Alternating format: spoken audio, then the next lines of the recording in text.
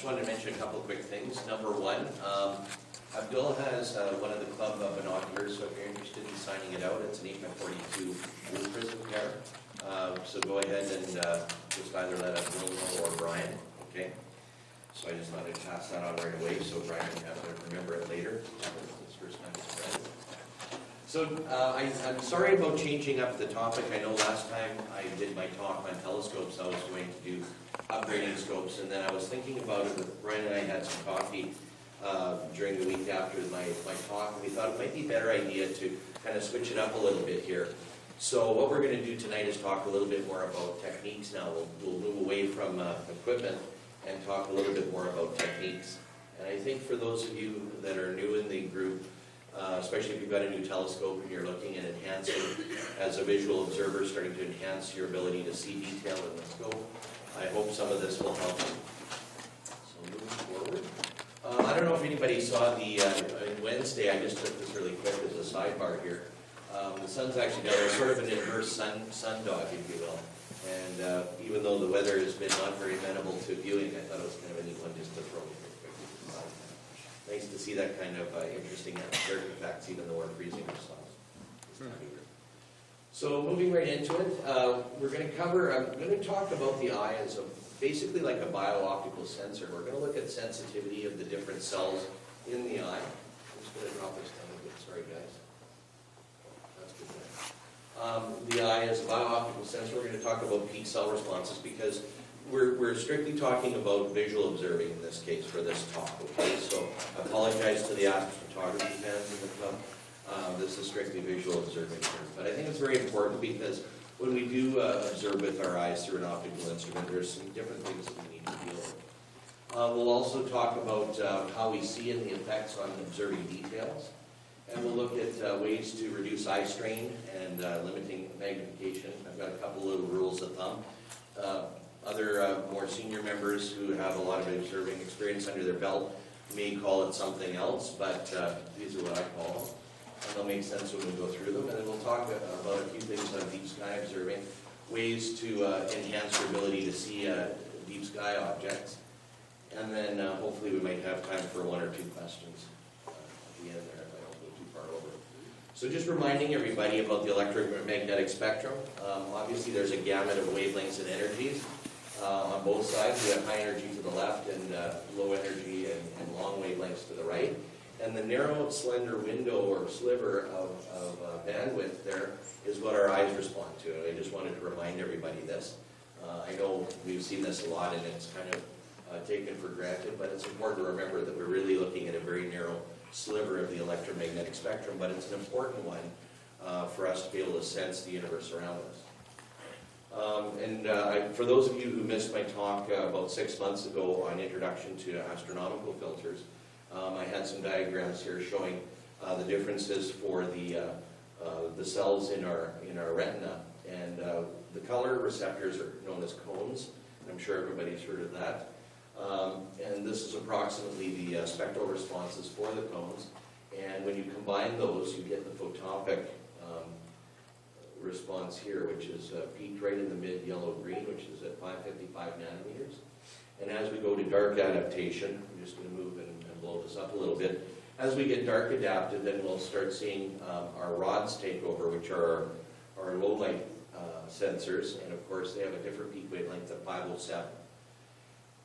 Now, what will end up happening as we transition from let's say, fully illuminated retina to dark adaptation, we go through a transitional period called mesotopic vision range.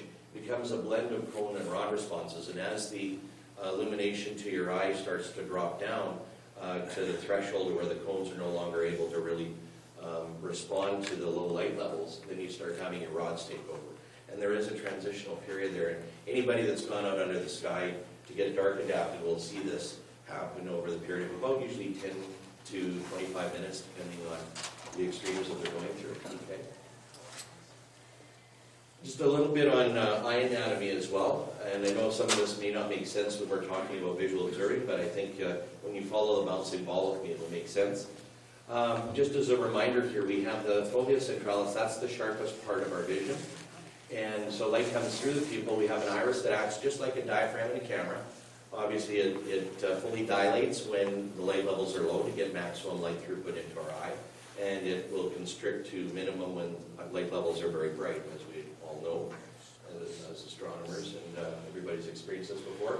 However, this is very interesting. We actually have a region just outside of the sharpest vision where the peak for our rod cells are. Okay, and I'll talk a little bit about that and how it influences our vision as we go forward. This one here on this slide, this shows the receptor density for the average eyeball on the retina based in an angular distribution. So as you can see here, we have our cones here at a very high density in the central of our visual field, which makes sense because under normal illumination, we have our sharpest vision, so that's where we're going to have our color perception. We would want this. Now, interestingly enough, though, because we have this high density of cones here, the rod density drops down, so therefore, when we start getting dark adapted, we don't actually have a large number of rods in the middle of our eye anymore. We actually have it to the side. And those of you who have heard of averted vision, I'll talk a little bit more about that later. This is very, very important for being able to get success at finding very dim, dark fuzzies. Okay. This little segment here is where the retina, actually, hang on a second here, I'm just going to back up one, where the retina attaches to the optic nerve, and there's no cells there, so that's our blind spot. Okay. Oops. Now, interestingly enough, there's another thing I want to mention here, is that this is, for each eyeball, this is going towards the nose, this is going towards the side of our head. So when we go to do averted vision, we get our best response. I'll talk again about this in more detail later. You look away from your nose to get the best overall response when you're dark adapted, because otherwise the region where you're missing cells is going to intervene with your ability to see dark sky objects. So basically what we have is we have optical information, whether it be a nice park scene, we're walking downtown, we're in the office, driving on the highway, doesn't matter, or under the night sky. We get all this optical information that hits the sensor, and then the cells get activated, and then it goes through our optic nerve to our visual cortex, and that's where all of the processing goes on. Okay. Now, what's interesting, this is very similar to how a DSLR camera works, because we have our lens and so on, and then our sensor is just like the CMOS sensor in a camera, although it performs differently, as you can see here with the cell density. But what I wanted to mention here is that this becomes our image processor, just like when we have chips on a DSLR or a CMOS camera. You actually have an image processing that goes on in there. And this is very important because it's going to affect how we perceive what we're looking through in the optical instrument. People take it for granted, but this is why I wanted to go through this. Because it's very important to remember that when we have a visual field here, under normal circumstances, we're accustomed to using both eyes, so we get stereoscopic binocular vision at one tower, and our visual field is actually synthesized by combining these signals through the optic nerve into the visual cortex. And it's very important to remember this because it does affect our ability when we start looking at monocular vision through, let's say, a single eyepiece as an example. Okay? So both hemispheres are involved in processing the visual data, but obviously if we blank out one of our eyes and look through our dominant eye into the eyepiece, now we're making our brain work a little harder to process the image. It's something just to be mindful of. People don't always think about this when they're doing visual observing. So it's very important to think about this. Also, we may process the information differently. I've got some examples right here. So as an example, we've got a normal daylight scene. This is a totally different environment that we're used to on our day-to-day basis. But when we start looking in a telescope, now I've got a dark background, a moderately bright image, and I've got subtle contrast differences and subtle colors. We have to process the visual information totally differently when we're looking at, let's say, planets as an example, or the moon, because now we've got, we're actually pushing our, especially when we get into higher magnifications, we're actually getting closer to our eye sampling limit. And so there's a lot of extra processing that goes on, or we require our brain to do in order to effectively be able to see detail at the telescope. Okay? So it's totally different visual information. Now I'm going to just ask you to put a pin in that because I'll get back to that shortly. Just want to remind people about detail when we start looking at planetary targets and things like that. For those of you that are very familiar with single slit diffraction or diffractive optics, I know Brendan did a talk a couple of months ago about telescope optics, and he talked about diffraction. So if we have a wave train here coming and hitting a slender rectangular slot, what happens is, because of the wave nature of light, you actually get a pattern forming here, an interference pattern, okay? And if I put a screen here and I look on the screen, you can see this intensity pattern along the screen is due to constructive and destructive interference. This one here would be the monochromatic one in the green here for this example, and you can see polychromatic, like if we had a white light source going through this this particular aperture, we'll actually see some slight fringing here because diffraction is I'm not going to get into the math of this today, but diffraction is wavelength dependent, so that's why we get a bit of smearing there. Now imagine we take this slit now and convert it into a circle. When we use a telescope, it's usually a circular aperture, so the boundary conditions are now circular. I'm going to use the same diagram here because I couldn't find one with a circle on it that would really make sense here. So imagine this now being a circular aperture. What we see now is the geometry is totally different. So we look radially out and we still get these fringes, but they're distributed differently because of the mathematics of the diffraction. I'm not getting into the nuances of that today. Again, this is a polychromatic version versus a monochromatic, and you can see how you get a little bit more blur. So in the polychromatic sense, like a white light source, this is really what you would see if you were to brighten things up a bit. Anybody that's looked through a telescope and looked at a bright point-like source, like a star, under medium to medium-high powers or high powers, has easily seen this type of image before in the eyepiece. Okay?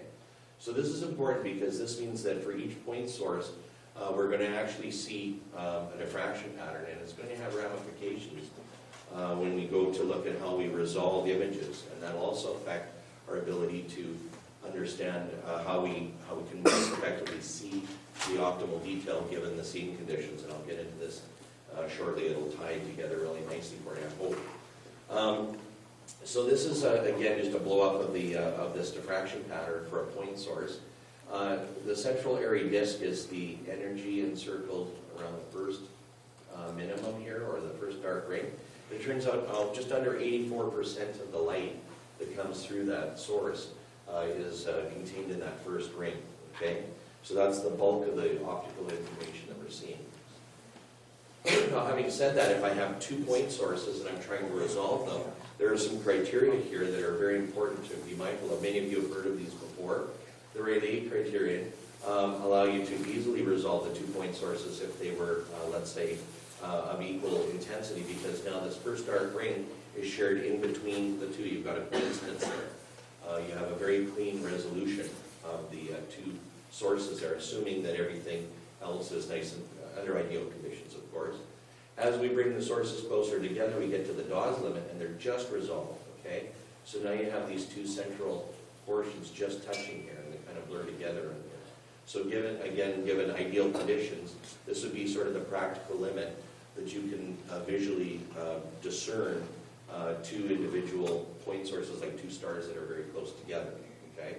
And obviously, as they get closer, you can't see them at all. Now, there are electronic ways to deal with these with digital sensors, but I'm not, for all intents and purposes here, we're talking about visual. So this becomes very important. The Rallye Criterion is the one we're going to kind of focus on a little bit more when we talk about seeing.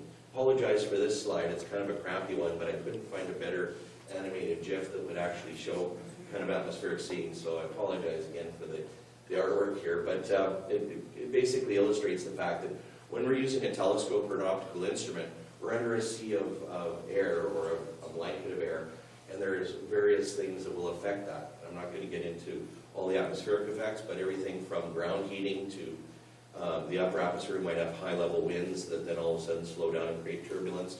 There's a range of things that can affect our ability to see in the atmosphere. And as a consequence, this is going to limit at various times how much detail we can see in our telescopes, okay? So you can imagine here when we look at this particular situation here, it's so distorted and so disturbed, I can't make sense out of it. I'm assuming it's still a point source, but there could be multiple point sources there. It's blurred totally. We're starting to resolve it, and then as we get to obviously better seeing, smoother atmosphere, Now we're getting to a more ideal situation for a point source here. Okay, so you can imagine how the seeing is going to limit our unit useful magnification here, because if I'm getting to the magnification where I'm starting to see the diffraction pattern in stars, say, and then translate that to looking at a planetary or lunar situation, we're going to have blurring of details. I know that seems fairly intuitive, but I just thought I'd remind everybody of that. Now, as a consequence, this area disk diameter here that I was talking about being 140 over d, this is where everything is easily resolved. So if you look at this turbulence value here, this would be the blur that you're seeing in here, and this would be the radius of the blur. So you can imagine now when we start getting to 3 through 5, we're actually at half or better than the minimum criteria for resolving, which means that if you have two hypothetical sources that are producing this area pattern, when they blur together, there's a portion of the time where we can resolve them, and like in number 3 here, and then there's a portion of the time where they will be kind of blurring together. But on average, we'll still be able to start discerning that visual information. Whoops, hang on a sec here. As we get further to better seeing, of course, that blur goes down and down and down, and it makes it easier for us to be able to ramp up the magnification and push our scope and our vision to the limits that it has. So you can see here how we will have to kind of consider, you might even want to pull out a pair of binoculars here instead of read a book. I mean, with low power, you can still deal with lousy seeing. It looks pretty sometimes. So I know I've gone through all this stuff and everybody's going, okay, that's just great, but what does this mean as far as a visual observer now? Okay, here's where I'm going to tie it all together here.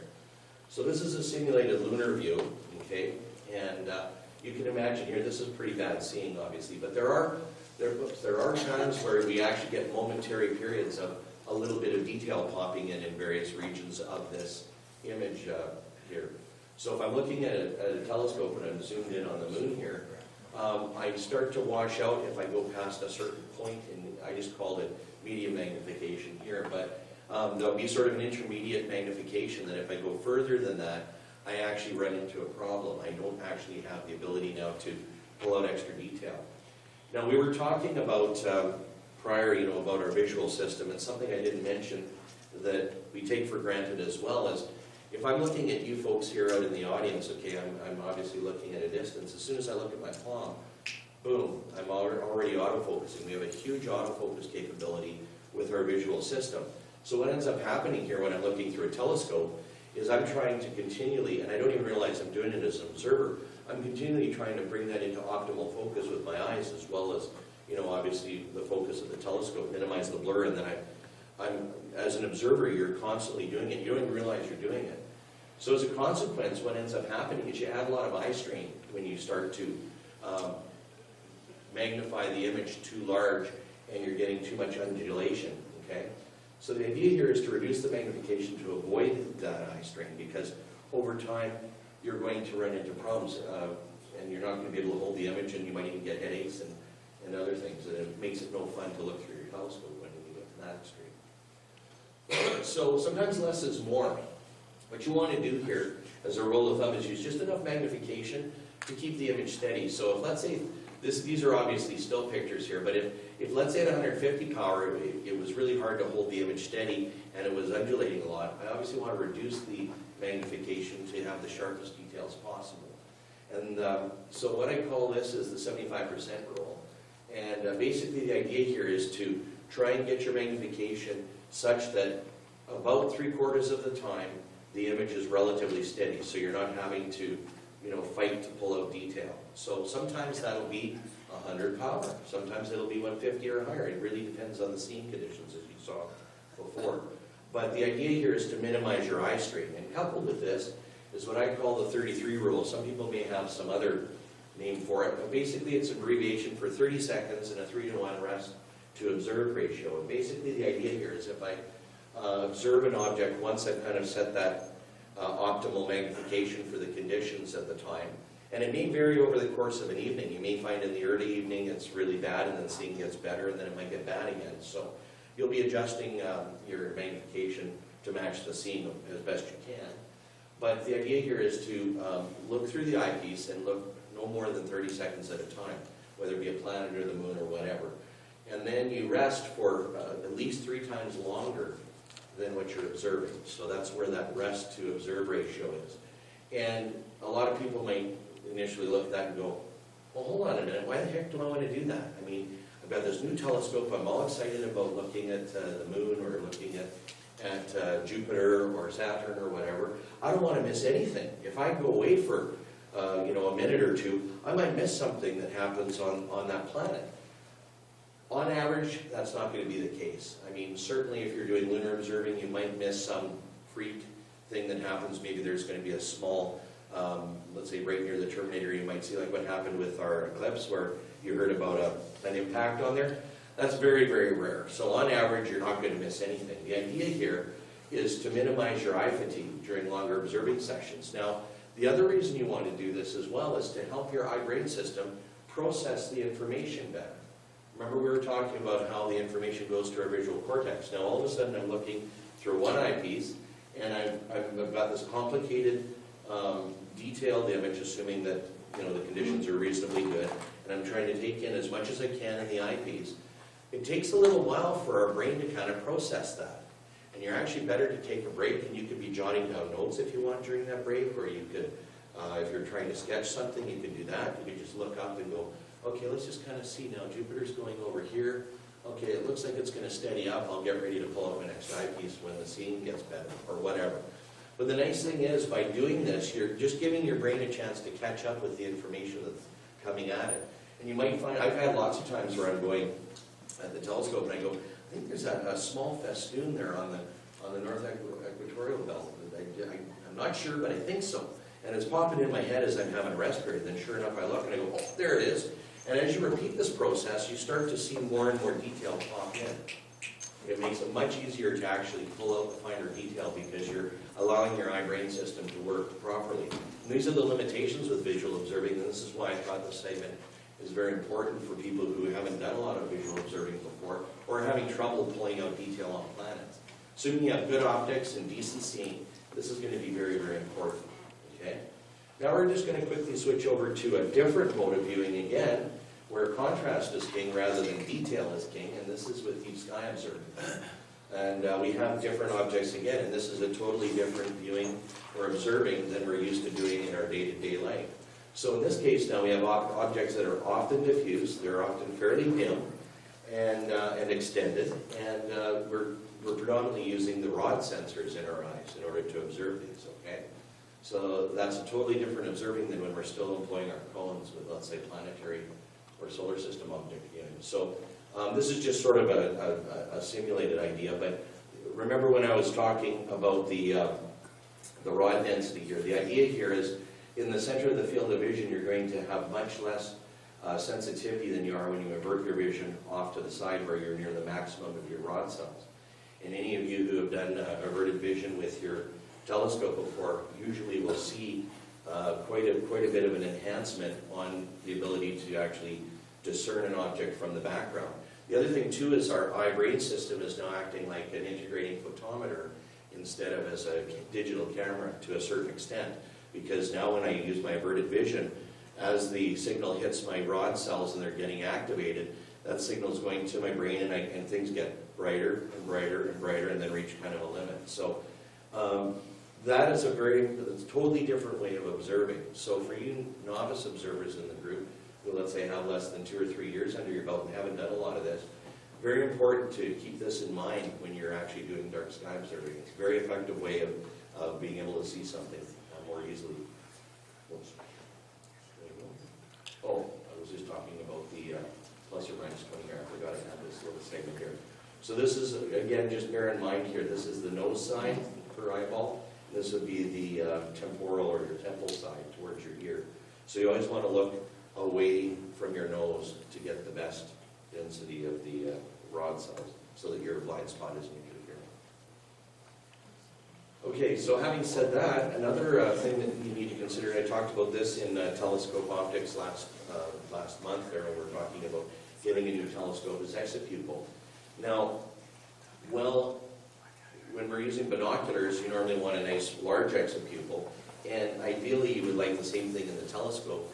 because of the range of different dark sky objects, usually this is a better compromise for this 2 to 3 millimeter if you're in a dark sky, because now we're using the inner portion of our eye lens, which has less aberrations. When we're using binoculars, we're quite a ways away from maxing out, if you will, the capabilities of our visual system. But when you start using a telescope, because you have the capability to magnify the image a lot more, typically than a binocular, now our eye aberrations start to come into play a little bit. So for those of you that are starting out, my recommendation is during suburban skies, this is a good start, somewhere in the 3 to 3.5 or 4. And in the darker skies, even though your pupil is more dilated, you're going to have much sharper images there. Now there will be certain objects that will look better with a larger exopupil, and also if we're looking at something like the Andromeda Galaxy, obviously you're going to want to drop the power down to get the whole, or as much of the object as possible in. But on average, if you're looking at like a galactic core, a smaller galaxy, a faint nebula and things like that, or a planetary nebula, this will tend to bode you fairly well. There may be some exceptions to this, but just as a simple rule of thumb, I think that'll help. Well, I bet you guys forgot that exopupil formula, so I'll just quickly repeat it. So basically, the exopupil is the focal length of the eyepiece divided by the F ratio of the scope. So if I had an f8 scope and I wanted a 2.5 millimeter exopupil, it's a 20 millimeter eyepiece that I need. So regardless of the diameter of the objective, as long as you have an f8 scope, you will get a 2.5 millimeter exopupil every single time. The magnification will be different, right? Because in the f ratio here we have the focal length of the scope built in here, okay? But this holds true for every telescope. So it's nice because you can rearrange this if you need to calculate, let's say you want to know what exopupil you have for your various eyepieces. You can just rearrange this and solve for the focal length of the eyepiece, say in that case, and then I'll tell you what you have for an exopupil. Now, I was concerning myself whether I really wanted to show this graph. I'm sorry it doesn't fit on the screen very well. Some of our more seasoned observers or semi-professional or professional astronomers have probably seen this in the last several years. It's a very nice diagram. But the only things I wanted to comment on here is that this MPSAS, for those of you that don't know, that means that's magnitudes per square arc second, okay? I'll leave it up there before I put the rest of the little annotations for you there, if you want to snap a photo. And so we have an object, this would be the object only, and this is the object and sky together. This is where our mesotopic regime, remember when I was talking about our cones and rods kind of taking in, working together, and then we transition to full dark adapted or scotopic vision here. Now the interesting thing about most dark sky objects, and when we're looking at the threshold of our visual perception with our rods, is that extended objects actually will be easier to see than if they're closer to point sources, okay? So that's the one takeaway I just wanted to mention here, is the size of the object will tend to determine its threshold of detection to a certain extent. And this is another reason why the averted vision helps too, because we want to maximize those rod cells being activated to have the best chance of being able to see the object. We want to have a larger image basically on our retina, if you will. Another thing here is this little formula here talks about exopupil dimming in magnitudes. And again, there's going to be sort of a sweet spot, even though you could progressively go to smaller and smaller exopupils and get more and more gain. There's obviously a limit from the magnification of the telescope perspective, as well as what's really practical, right? From not only a field of view perspective, but also for the observer. This is one of the reasons I mentioned that rule of thumb being around 2.5 millimeters or 3.5 there. And then finally, we also have filters, which I'm going to just very briefly cover, which also adds a little bit of extra contrast, which will allow you to actually see an object better. And we're going to get into that right now here.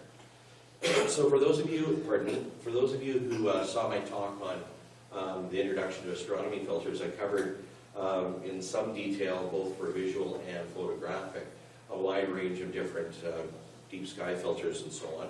The only thing I really want to do on this one here is just, this is the band, these are the bands here that are, like this is hydrogen alpha line, this is the hydrogen beta line, and oxygen 3, and then these are the swan bands for comets. So these are the regions of interest that we normally want to observe for dark sky objects or deep sky objects, okay? The rest of these wavelengths in the mid-yellow and into the orange and even into the deep violet are really not usable, really not necessary for visual observing, and even for photographing. You really want to look at the emission lines for the most part, okay? So we employ a series of filters here that will filter those out. One of the challenges now that we have is, in the old days, we had things like mercury vapor lamps. So two of the mercury lines here and this one here would go bye-bye with this filter. So it was great. We had a nice dark sky. Now that we have the broader banded emissions of LED lighting, what happens is it peaks somewhere around the 450 to 460 range. So we have to try and narrow this a little bit more. Unfortunately, this region here was very useful for certain types of galaxies as well. It would pull out, it would kind of correspond to some of the maxima in the spectra. And it was nice visually, you can pull out dimmer, those particular types of galaxies as well. Nonetheless, these are the three primary filter types here. We have a broader band or light pollution reduction filter, which is very effective in general at reducing the sky glow and any ambient light pollution that you have. Unfortunately, as I say, now with things have changed a little bit with LED lighting, you'll find that these won't be quite as effective as they used to be. More people are starting to go to the narrowband nebula filters, and they center usually around oxygen 3 and hydrogen beta, but they cut out the peak blue portion of the spectrum that white light LEDs currently are using. Now, as hopefully all of us get to educate municipalities and so on, I'm on one of the committees for light pollution as well. We're hoping that we can come up with some alternatives that will get rid of that bluish region, and hopefully we'll sit more in the middle in here, somewhere around in the amber region, so that we can at least try to filter it out as best we can. And there's some other benefits to it as well. I won't get into it, it's beyond the purview of this talk. And then finally we have line filters. These are mainly employed for astrophotography.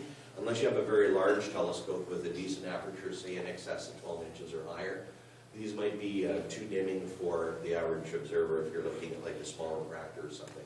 So these two would be better for that.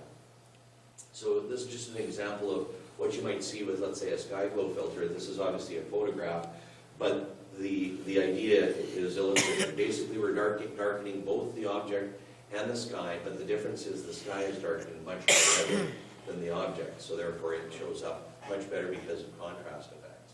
Okay? So they can often help when you're looking at dark sky observing. Okay?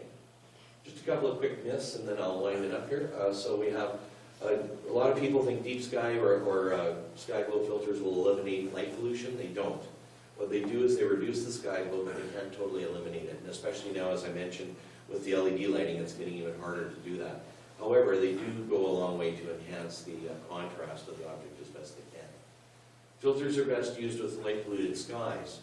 Again, that's false, somewhat. I mean, certainly they do help, but where these really shine is even when you go to a dark site, you can get rid of a lot of the air glow bands with some of these LPRs. So even if you're looking at a light pollution reduction filter, you're far away from the light pollution from an urban environment, you can actually reduce some of the air glow bands that are present. Now, those of you that have seen the aurora before, those are actually the bands that are actually seen, but they're much more subtle. They're not activated nearly as much. Cosmic rays, solar protons, leakage in the geomagnetic field at certain times where you're not necessarily at aurora level yet, will still have this excitation and emissions of nitrogen and oxygen and so on in the upper atmosphere.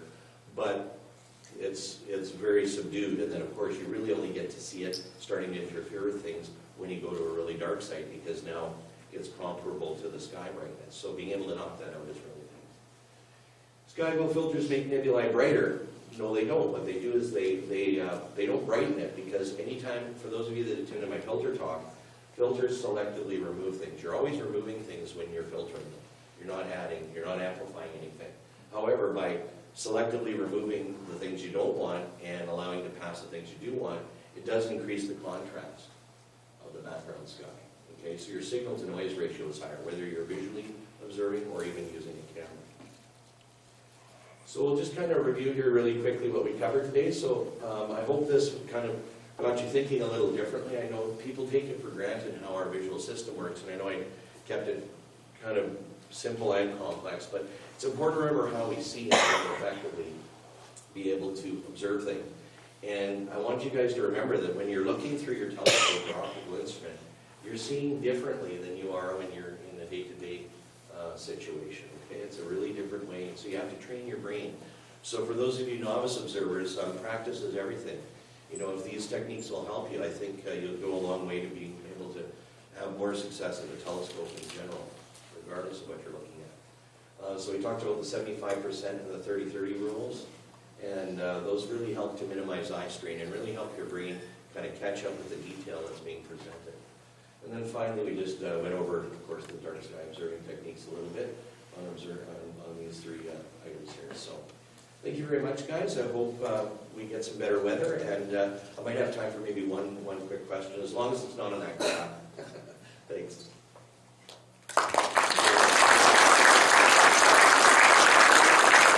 Anybody have any questions?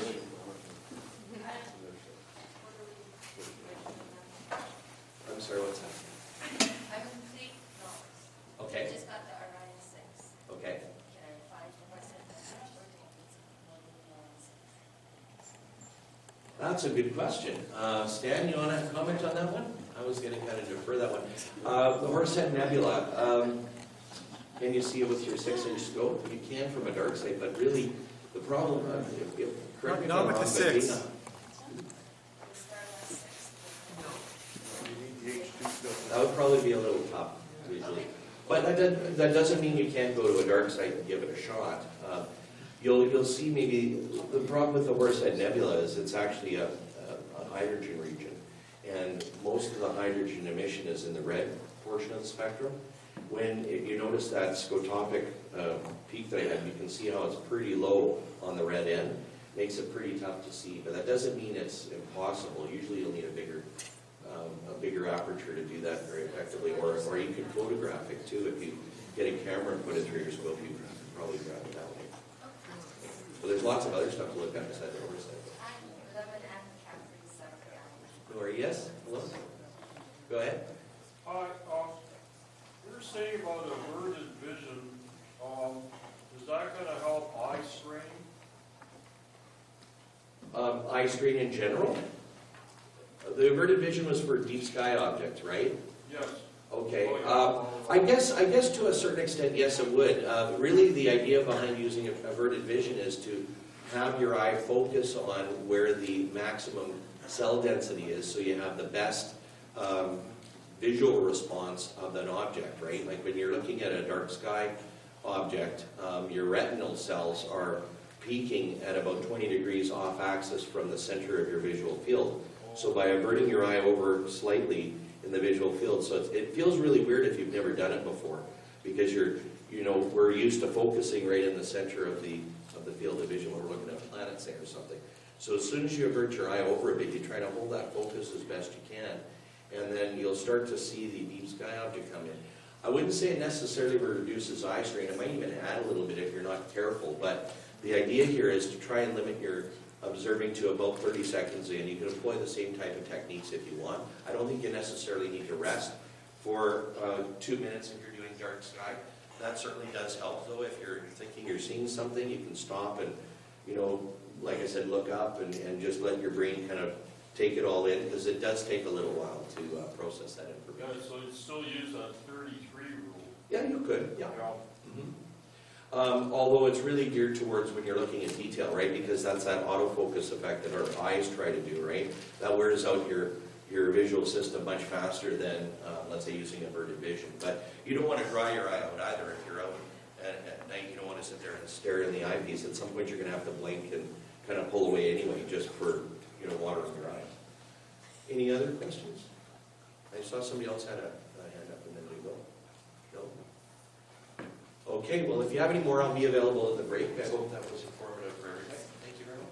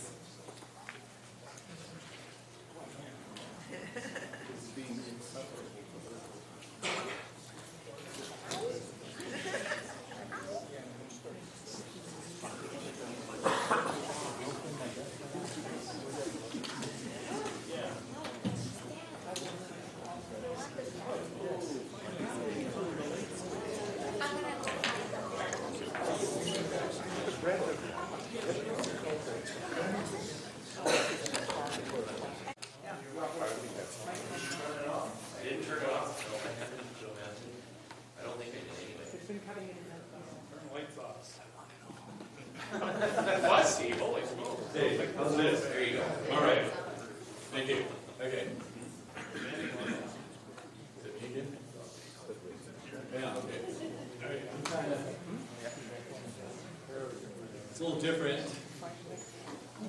The vice president, now president, so. Am I cutting out again? No. Okay. No, you're good. All right, thanks. All right.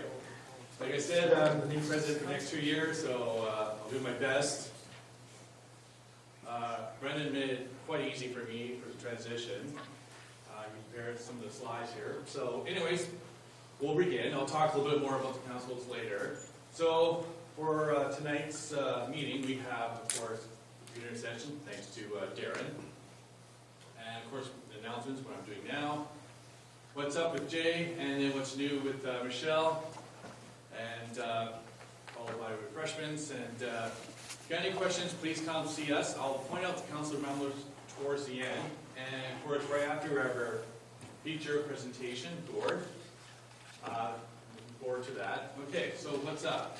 Well, we have the U of M open house. It's always the last Wednesday of every month.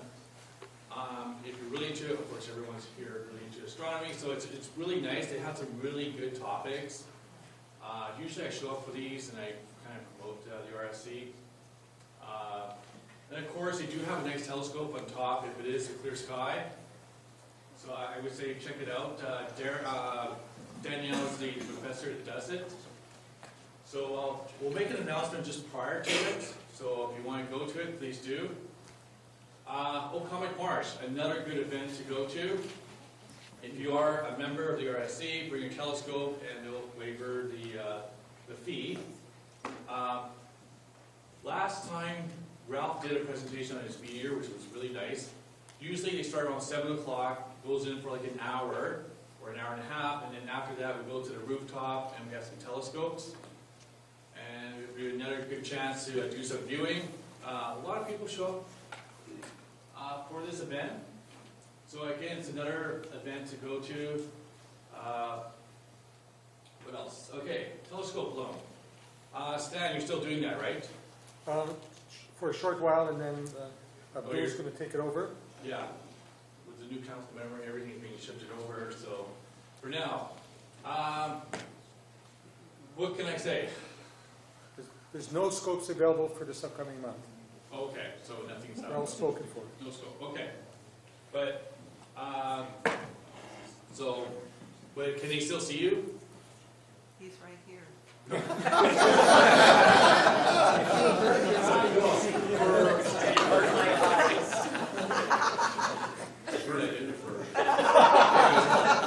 Well, I'm talking about if there's like, like it's only for like a month or two. Yes. Right. So if you want to see Stan, maybe he's got some telescopes for next month or so, but here's some of the telescopes that we do have out for loan, but like you said, there's nothing available at this time, but maybe we'll see them. And, one thing, I really like this is a new one that we had for the last couple of years. It's a tracking mount, so you can put a small telescope, but usually we have it for the PST, but you could put a camera on and do some photography if you want to. What else? Okay, Glenn Lee, that's me now. So I'm doubling up as the director of Glenn Lee Observatory. I kind of talked over some people about it. Because of the cold weather, we're not going to have it, and probably haven't been out there for a while, so I don't know what the conditions of the roads are. So tomorrow we're not going to have any, unfortunately. I think the weather's going to be quite cold again, minus 30 or something. I think it was the forecast. But we'll start it up again, eventually. But we did manage to, for the dome lubricant, we managed to reduce the temperature, so it should operate at minus 25. We really want to push it. But because it's just too cold right now, we're not going to do it. So anyways, we do have a number of telescopes there. Of course, we have the 12-inch Meads, which is a go-to. One of the things we're trying to work out is to have a remote control from the warm room. So in cold weathers like this, you'll be able to control the dome and the telescope and do your astrophotography or whatever you want to do from the warm room. So that's still a work in progress. I don't think we ironed out completely, but... And of course, we do have a coffee maker there. We do have a Keurig coffee maker, and there's coffee and hot chocolate for everyone. So again, it's well stocked and well supplied. Warm room.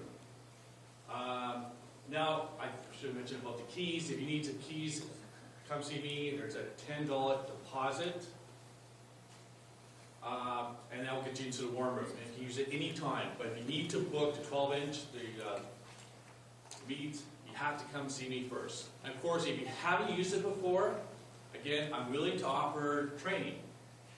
So if you haven't used a go-to telescope with a dome, come see me. I'll give you some training to do, and you can work it on your own. All right. Also next, we should give you a little map of where it is too. Okay, well that's observing night, so that's not going to happen tomorrow, like I mentioned before. Okay, explore the universe. Dennis, are you here? Yep. Okay, so he's doing this explore the universe. I guess nothing's going to be going on. I guess it's just too cold. Pretty much. Pretty much. Yeah. Yeah, it's been. The moon's nice. You can probably do the moon sitting in your living room window if you get the moon inside, to be honest. Yeah, someone. Work on your moon objects.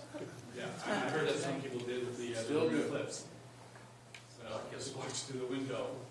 So it's an interesting program. I haven't gone into it, but it's a great way to get to know the skies. The best part of it would be sketching it, right? You get to really concentrate on the details of the deep sky objects, and you know, get to know the sky a little bit more. So if you want to get into the program, see Dennis. There's his email, and he'll be able to guide you through. What he does sometimes is he comes out at Glenlee with his members, and he kind of guides them along with it. So if you need some help, please see him. All right, this is the last slide. Like I mentioned before, I'm the new president for the next 2 years, so I got a lot of practice on it. So these are the new members. Brendan is the past president, and of course I'm the new president. I was vice president last time. So we have a lot of new council members. I'm probably the only old one that's left. Sorry to interrupt, I was going to say, my name is actually spelled I-G, not I-N-G, just so you know next time. It's all good. Okay. Just saying. I got it from the spreadsheet. Oh, It was in the spreadsheet, wasn't it? I must have missed it. Okay. I better check the spreadsheet because I just typed it out on the spreadsheet. All right. Thanks for I'll pointing change it it out. on the spreadsheet and email it back to you. Okay. Not a big deal. Okay. Hey, thanks, Aaron. Yeah. All right. So what I was going to say is, okay, for the council members, who's here for the council members? I'll get you to stand up. Not put your hand up, actually stand up. Oh, you can stand Stand up. up, let's look at you. Okay, all right, great. So if you have any questions regarding to astronomy, please come see them. Before we have our break, but of course we'll do the what's up and what's new first. At the break time, I want to see all the council members down here, so I want to go over our next meeting, when we're going to have it. I got to do that. So anyways, that's what I have for council. Okay. Oh, and Andrea, do you want to say something? Sure. Do you want me to come down, or can people? Whatever you want. Maybe come down here. You want to use the mic, or? Yeah, I guess.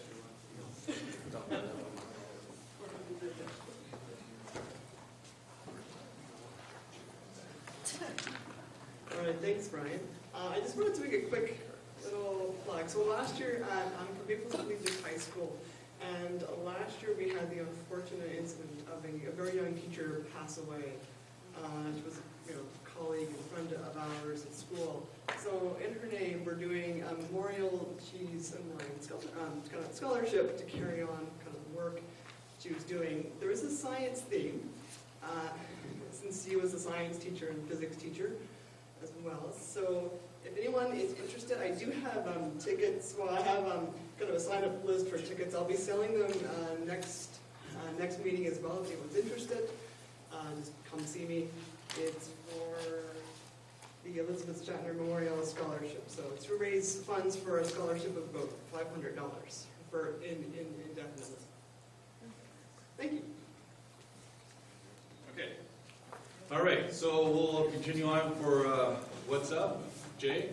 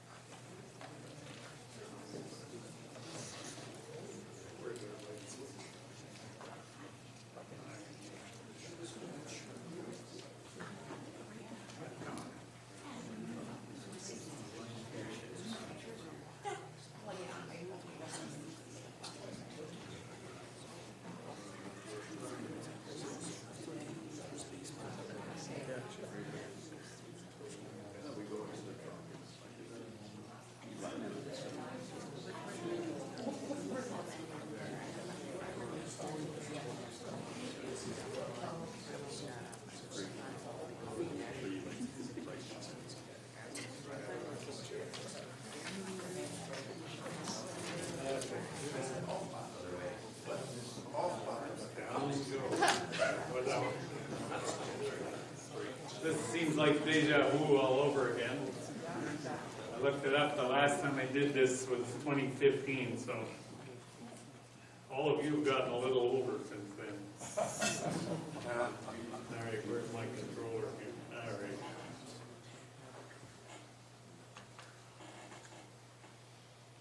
Okay, well, it's a bad time of the decade to be talking about the sun. We're in the middle of sunspot minimum right now, and as you can see, today's sun is absolutely devoid of any sunspots. This is the 8th day in a row without sunspots, but we have to match the last maximum. I think we went 52 days in a row without any sunspots. It doesn't mean the sun's not active, because when we look at the solar surface in ultraviolet, which is the lower right here, we see what are called coronal holes, which I've outlined 2 of them here. And these are areas on the sun where the magnetic field of the sun is open to space. So normally the magnetic field sort of curls around the sun just the way a magnet would, and hooks back into the surface. And so things that are caught in the magnetic field can't get away from the sun. They just sort of circulate back and forth and crashing into the surface and then leaving it again. But if you're open to space in the coronal holes, material from the sun can flow out. And in fact, we get quite a lot of very good auroral activity during the time that we have these coronal holes pointing toward us. Now, these particular coronal holes, the sun is rotating in this direction, so they're going to be disappearing off to the edge of the sun. And they're not completely pointing toward us now. If they were in the middle here, they would be. There's some evidence, I don't know if these constitute coronal holes or not, or certainly weakening spots in the solar magnetic field, but they may have the potential to send stuff directly toward it. But when these things are right in the middle of the disk, that means the flow coming off the sun is headed directly toward the Earth. When they're a little off to one side, the edges of that flow tend to catch the Earth. And of course, you can go on to spaceweather.com and monitor the extent of the aurora from day to day, although there'll be days when you get a very good aurora, when there's nothing happening on space weather, and the other days when everything seems to be coming into focus with all kinds of activity in the magnetic field. Nothing happens when you go to the Brazil Park. Here's a diagram of the solar cycle right now. We had a double peak back in 2014 and 15, and we've been down. We're getting pretty close to the bottom, but this is the predicted track of the solar minimum. And you see, they don't make a minimum out of it until 2 more years, 3 more years from now. So we may be doomed activity until that time. But if you want to go to Norway, look at space weather and see the pictures in there every day, and it looks pretty impressive what they get in Norway, Sweden, and Finland. Just as a matter of exercise, I looked up what it would cost to go to Churchill to see aurora, and it comes out at about $2,500. So I thought, well, you know, there's two other places in North America for aurora. One of them is in Yellowknife and one's in Whitehorse. Well, Whitehorse about the same price as Churchill. Turns out to get to Yellowknife, it's $430. So if you really want to go watch aurora, go to Yellowknife, don't go to Churchill.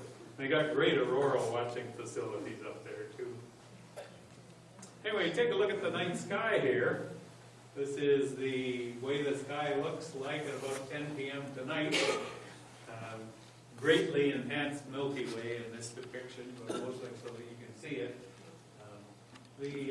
We're in the winter Milky Way right now, so we have the constellation Orion here, which is pretty prominent in the south. You can go and take a look at that anytime since we have a nice clear sky. Here is Sirius, the brightest star in the sky, which we'll talk about in a minute, because you saw my post on the message board a couple of days back, you'll know why. And there are certainly these little red clumps scattered throughout and along the Milky Way, which are the nebula, which most of us like to look at and photograph. This is from a computer program, but you can get dark sky pictures like this with relatively easily with just regular DSLR cameras, and if you want a little bit of tracking. But there's some certainly interesting items in the sky. Of course, we have the Orion Nebula here, which is on the front of Brian's picture on the opening slide that he had when he started the meeting. And it's easy to find because it's just under the 3 stars of Orion here. But we have lots of other objects. The things that tend to get down below Sirius are a little bit too low for us for the most part. Although if you've got a good clear sky at Glenley, it certainly wouldn't hurt you to go looking for them. So primarily what you'll be doing is looking for some of these other objects in here. Now, later on in the night, of course, everything that's over on this part of the sky then comes over to the south. So if we were to look at this image at 2 o'clock in the morning, we'd find that Leo here, for instance, was now in the middle of the sky, and Virgo would be coming up behind it, and that would be well away from the Milky Way, so you're looking out away from the Milky Way. Sort of akin to what the sky will look like at the end of the month. The band of the Milky Way is still there. It's now moved along slightly further in the sky. It's not in the south anymore, but getting over toward the southwest.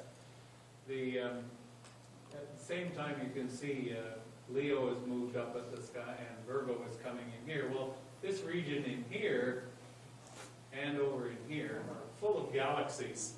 And you will need telescopes to see them, but that's, of course, why we have the observatory out at Glenley, so you can punch in the name of a galaxy, and that telescope, if you use it properly, will simply move to it. You can look in through the eyepiece or take a picture if you're so inclined. So you sort of have to put yourself in an otherworldly experience to imagine that you're looking at our galaxy from some distance away, and this is the galaxy, and out here is looking away from the galaxy, and so it is here. This band here is the band that we will find the planets on, and so we have 2 of the planets in here.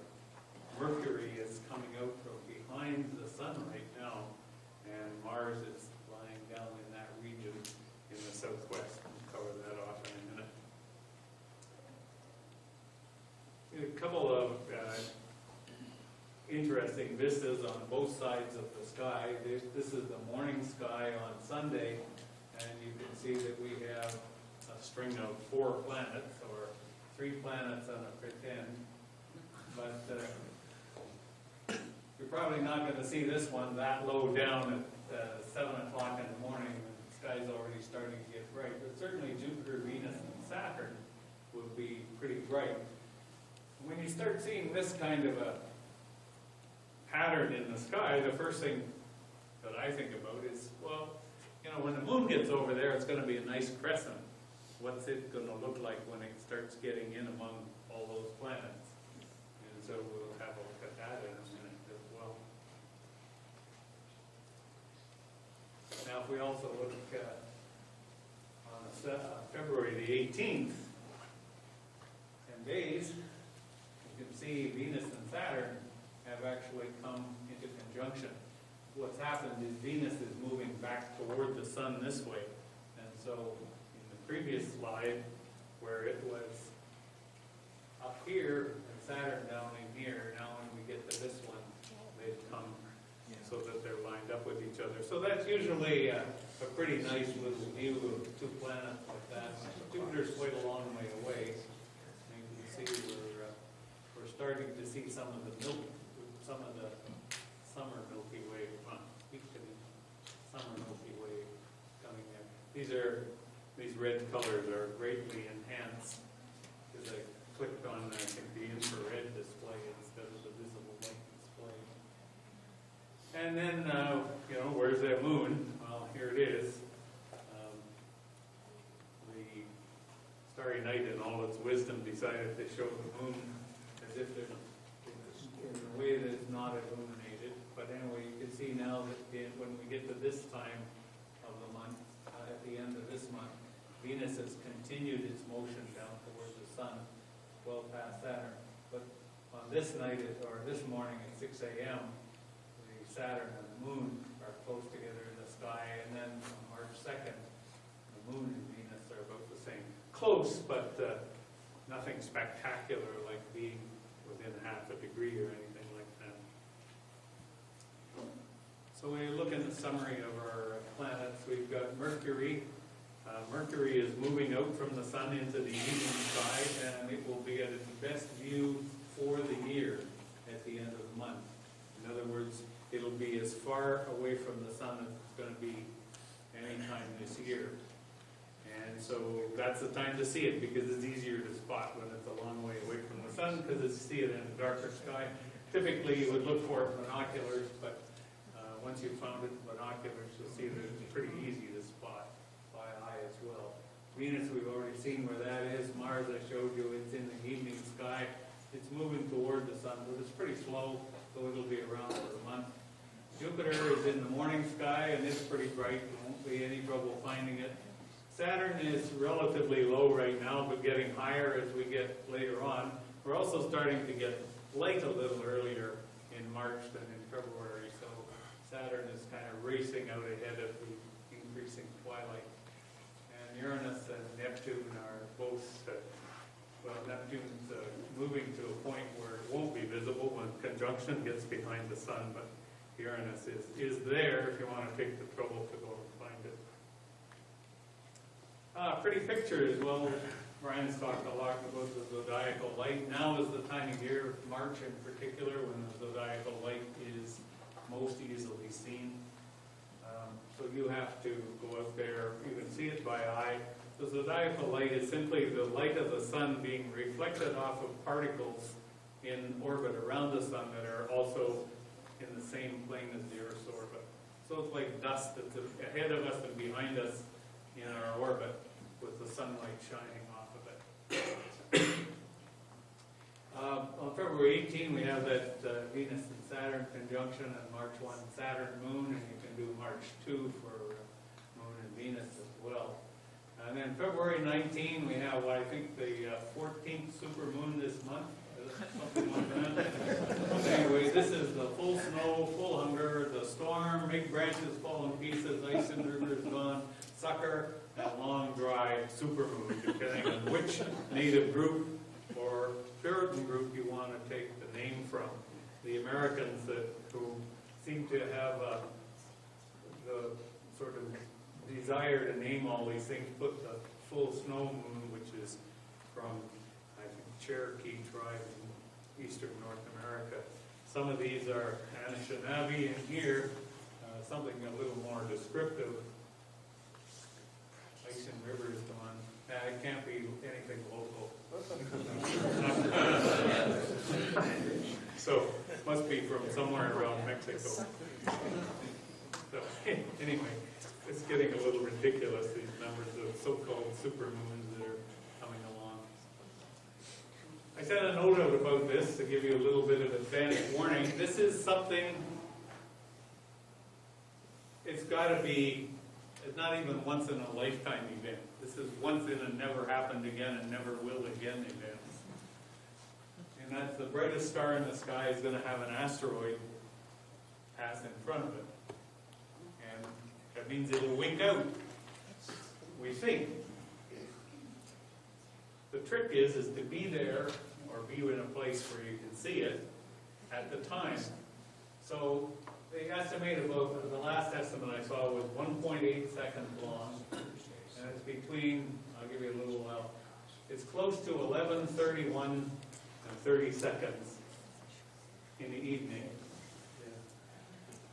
Plus or minus 10 seconds formally, and this is relatively approximate. I'll show you how I got it, but it's probably uncertain by about 10 seconds. So plus or minus 20 seconds, and this is assuming that they got the orbit calculated just right, which is some error in that too. So right now the area that's predicted to be beneath the shadow of this asteroid, which is what it is over by Steinbach, but it passes pretty close to us. And the uncertainty in the track is such that it could still be over Glenlee, could even be over Winnipeg. But only people in a very narrow path are going to see it. So when you go on to the International Occultation Timing Association website, you get this map, and you can see that the shadow of this asteroid comes up across the United States, passes very close to Winnipeg here, and then Sirius sets and it runs off the edge of the Earth. Now, when you just look at that, sunny, sunny, sunny, sunny, cloudy, cloudy, cloudy. So if you're tempted to do major amounts of science, 380,000 Americans are going to be sitting in sunny skies in Texas doing this. So you should treat this as a really interesting thing to go and see, if you can. So here's the main track running up over Steinbach. This is where what they know about the asteroid's orbit. The biggest problem in calculating this path is that we don't know the position of Sirius very accurately. And that's because it's so bright that none of the fancy instruments we put in space or have on Earth can look at it, because it would just saturate all the cameras. So if you want to do interesting scientific work, get the smallest telescope you can and study the brightness of the brightest stars. Anyway, we don't know where Sirius is all that accurately, so there's uncertainty, and this is 1 sigma, meaning there's a 67% chance that that track is somewhere within those two lines. Most likely in the middle here. And if you want to go 2 sigma, which means there's a 95% chance it's from somewhere out there to somewhere over by Toronto. What do you do? Well, there's a couple of things you could do. You can walk out to your yard and take a look at it and say, well, if it happens to be enough in air that it's over Winnipeg, I'll see it. Or you could go over to Steinbach and think, oh, well, they may have got it right on. We'll go look. Or you could go to Glenlee, which is in about here, and you could take your chances there with a little bit of a warming. If it's clear, the ideal thing is that somebody will be here, somebody will be here, and here, and here, and here, and here, and here, and one of us will see it. We've done that before on occultations by the moon, and those are better understood and better calculated. So, but anyway, here it is, once in a millennium or something like that. So what do they think? Well, they think that it'll fade out gradually because the asteroid's 0.05 arc seconds across and Sirius is 0.06 arc seconds across. So it may not fade completely, especially in the telescope. And it'll be gradual because these two bodies actually have a physical size, so they're not going to wink out the way we're used to seeing them. They'll fade, which means if you're watching it by binocular eye, you'll probably be partway into it before you notice that it's fading. Real upshot is nobody knows exactly what it's going to look like because we've never encountered this kind of a situation before. So go and look, and then you'll have bragging rights all over North America, except for the 1/3 million people in Texas who are watching. We have one comment. Iwamoto, after that very nice one that's now headed out of the solar system, or out of our part of the solar system. This is in Virgo, so it's going to be coming up around, probably late in the evening through the rest of the night. And it's moving into Leo, so the two constellations that I pointed out here in your star chart. So it's magnitude 7, thought I'd get a little bit brighter. It's another one of these comets that's passing pretty close to the Earth, 300th of an astronomical unit. An AU is the average distance of the Earth to the Sun. And it's going to go pretty close, almost over top of the galaxy here, if you want to try yourself a pretty picture with a telescope and clear skies. Here's a quick look at the brightness curve. You see that it's paying no attention whatsoever to calculated brightness. So 6.5, I don't know how you reconcile prediction like this with an actual behavior like this, but maybe it's starting to follow that curve. But it might actually punch up a little brighter. And just in case you're feeling too optimistic, here are the graph of temperature, cloud cover, and precipitation for the next 10 days.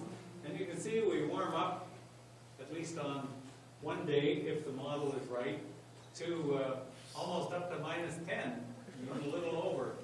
And then we get back down into the -20s and 30s here. So, and the cloud cover is this. Well, it's just going to cloud over tonight, and then a little bit of opening on Saturday midnight, and cloudy all across. A couple of openings in here. I didn't go out to the 19th, but we're getting close to it there. So showing no signs of a great big, nice cold high. Now, these are not very accurate when you get out there. So there you are. Got something to do for the next month. Stay home.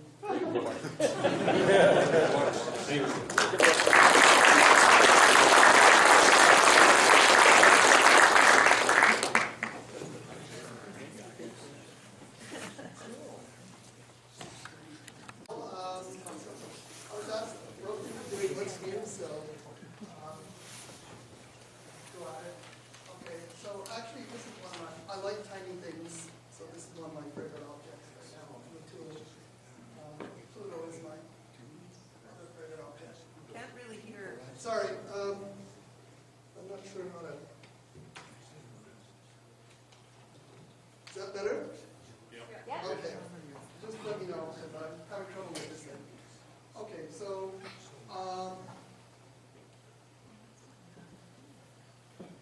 the first thing I wanted to talk about was Kepler 107, and the interesting thing about that in Kepler 107. This video was supposed to start. I guess it's not starting. Such a slide. Okay. So basically, this is an exoplanet app, and it actually zooms in and takes you from Earth to the system, but for some reason it's not running. But basically, in Kepler 107, which is located in Cygnus, they found that there were 2 planets, and the densities are different for their sizes. They're roughly the same size, but one is twice as dense. And the problem with that is that they can't reconcile that from their knowledge of how things are created in accretion disks and stuff. So what they theorize is that that there was a collision that ripped off the silicon leaving behind the iron core. So you have a much denser object left behind. So it was originally a bigger object, and it just left this behind. So that's what they predict, and that's just a piece of the simulation. If you go to this website, you'll actually see a video of it. Okay, so the next object is Planetary Nebula ESO 57724. It's in Virgo, right here. I found that you can find these these diagrams online on Wikipedia, and the size, the circle size, I believe, represents the magnitude. So planetary nebulas are from burnt out stars. So basically a red giant star, and it burns off and it gives a puff of gas and leaves behind what's called a electron degenerate star or a white dwarf. And so during this last gas of its life, it lasts around 10,000 years. So according to this article here, it's slowly fading out of view. So eventually the gas will dissipate it from the expansion. Okay, so this was an interesting item. Basically I went over the internet and looked for different interesting new things, and this is the determination of the Hubble constant using gravitational lensing of a doublet image. So behind here is a quasar, and then you have a very massive object here, and this is an Einstein ring, and then you have these two images here of a quasar that's behind it. And what this experiment does is gives you what they claim is a precise measurement of the Hubble constant. And so this is in lengths, and let's see, there's also, there's different types of ways of measuring the Hubble constant. I've mentioned the type 1a supernova. There's also Cepheid, which is the more common traditional thing. Cosmic microwave background, gravitational lensing.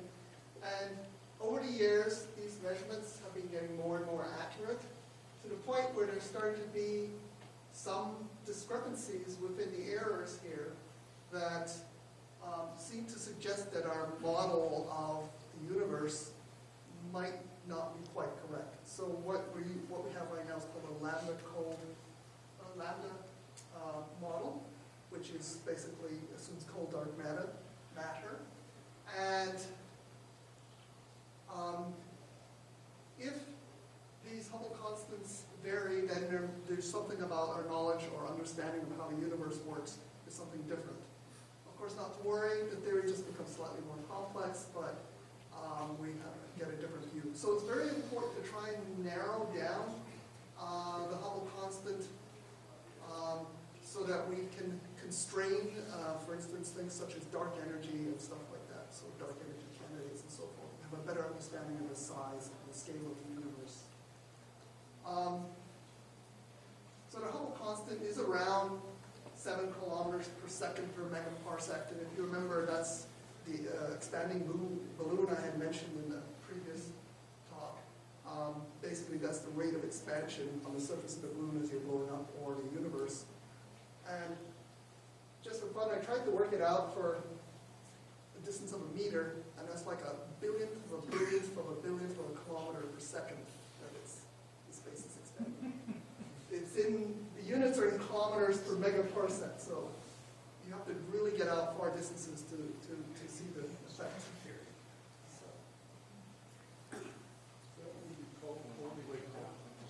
Yes, it is. I was going to save that for later, but yes, it's pronounced holy cow. That's the collaboration. It's interesting to look up this. Astronomy is full of acronyms within acronyms, and they make up all these weird names. So this one's called the Holy Cow Collaboration. I did dive into a rather deep rabbit hole here. I actually got the paper out and started looking at it, and it works out to geometry and a lot of math, so I didn't want to put that up. But there's a really nice video here.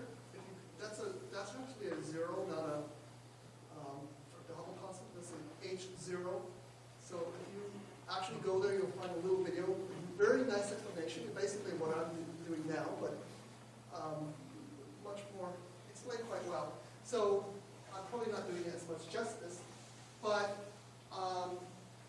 so basically what you do is you measure the time delay between the signals here, because you have a large object, and what's happening is light is being bent around that object by the quasar behind it, but the path length is different to where the observer is, and so you get this time difference. And it turns out that time difference, and there's just actually geometry, but that time difference is inversely proportional to the Hubble constant. The Hubble constant is inversely proportional to time difference. And to do that, you have to do these precise measurements over years and over a couple of years. And so you can see these measurements of the light intensities for A here, this A reflection, refraction, and B. And then once you have that, you can actually convert it and find the frequency and then line up those waves, and that difference in the required to line it gives you the time difference. And so the paper doesn't go into that detail, but then there's all these galaxies in a way, and that also distorts the path. So there's a lot of analysis, but the overall principle is fairly simple. Okay. So, like I said, I like tiny things, and I've been keep watching for downloads from the New Horizons. So this is the latest image from New Horizons. We downloaded January 19th. There's supposed to be more coming next month. So they're starting to see more and more detail. There's a little depression here that might be a cave-in or impact. I'm not sure. And at the moment, this is in Sagittarius. I'm just slowly trying to get myself used to where things are around me, so I like to look this up and see where it is. Not that you can see it with binoculars or anything. And then finally, here I'm talking about, basically, there was this outburst of organic molecules that was detected in B883 Orionis, which is in Orion. So the interesting thing here is these basically tell you something about life, chemistry. So if you see organic chemistry coming out of an early protoplanetary disk, then that tells you something about the early beginnings of how life formed and stuff like that. The problem is, though, that this blue line here is referred to as the snow line, and outside the snow line, basically the organic materials traffic inside ice, and inside the snow line, yes, it's being liberated. The problem is the disk is so dense that we don't have the instrumentation to actually see this, and most of it's absorbed by the disk. So these molecules jitter about because of the heat, and they give off radio waves which we can detect. But in this, so in the millimeter, sub-millimeter, and in this particular case, we can't see it. However, there's a rare event called an outburst when material falls into the air and some heat outbursts and moves the frost line out further. And as the frost line moves out further, the disk is less dense, and you can start to see these organic molecules. You can study what's in these protosystems. Okay, so I guess that's it. If there are any questions, we'll probably have time for some questions. I don't know when your break is. Nope. How do you pronounce that? Which? Orionis? There's two pronunciations, but Orionis is the Orionis. Yeah, there's actually two, but yeah. However you want.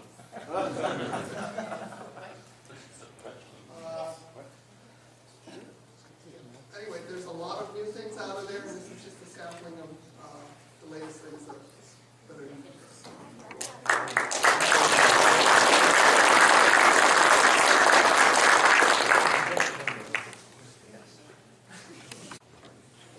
We have one. Okay. Paul. Okay, we'll continue on with Gord. Thanks.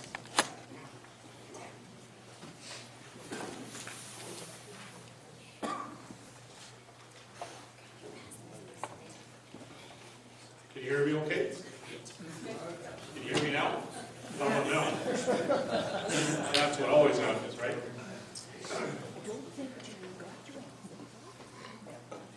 Hey, it worked. Cool. So, this is, the reason I thought it would be interesting to give this talk is this is the pretty close to the 70th anniversary of first light for the 200-inch Hale telescope in Mount Palomar. The first light for the telescope was in 1949 on January 26th. And we missed it by a week or so, but we're close, so this is good. So I'm Gary Tulloch. I'm a Winnipeg Center member, have been for on and off for a long time, and I'm also in the Variable Star Observers, Variable Association of Variable Star Observers. So, wanted to talk a little bit, oh, wrong way. Right way, okay. Talk about how the 200-inch got built, which is fascinating, endlessly fascinating. As a matter of fact, if you are to find this interesting, this book, A Perfect Machine by Ronald Florence, is a fantastic book, very accurate, unlike this book, which is not. So if you've seen this book, The Glass Giant of Palomar, this was basically gleaned from newspapers and people who were pissed off with the project. So, bad book. But this book, fantastic book, and actually it was served as a source for a video called Journey to Palomar. And as a matter of fact, the author of the book is very prominently featured in the video, giving some of the story, and you'll see him a little later. So, very, very good information available on this project. So we wanted to talk about how it got built, what it's discovered, what it's used for today, some really interesting stuff that was first things ever done because of the incredible engineering challenges of building a telescope this large with basically 1920s, 1930s technology. No computers for sure.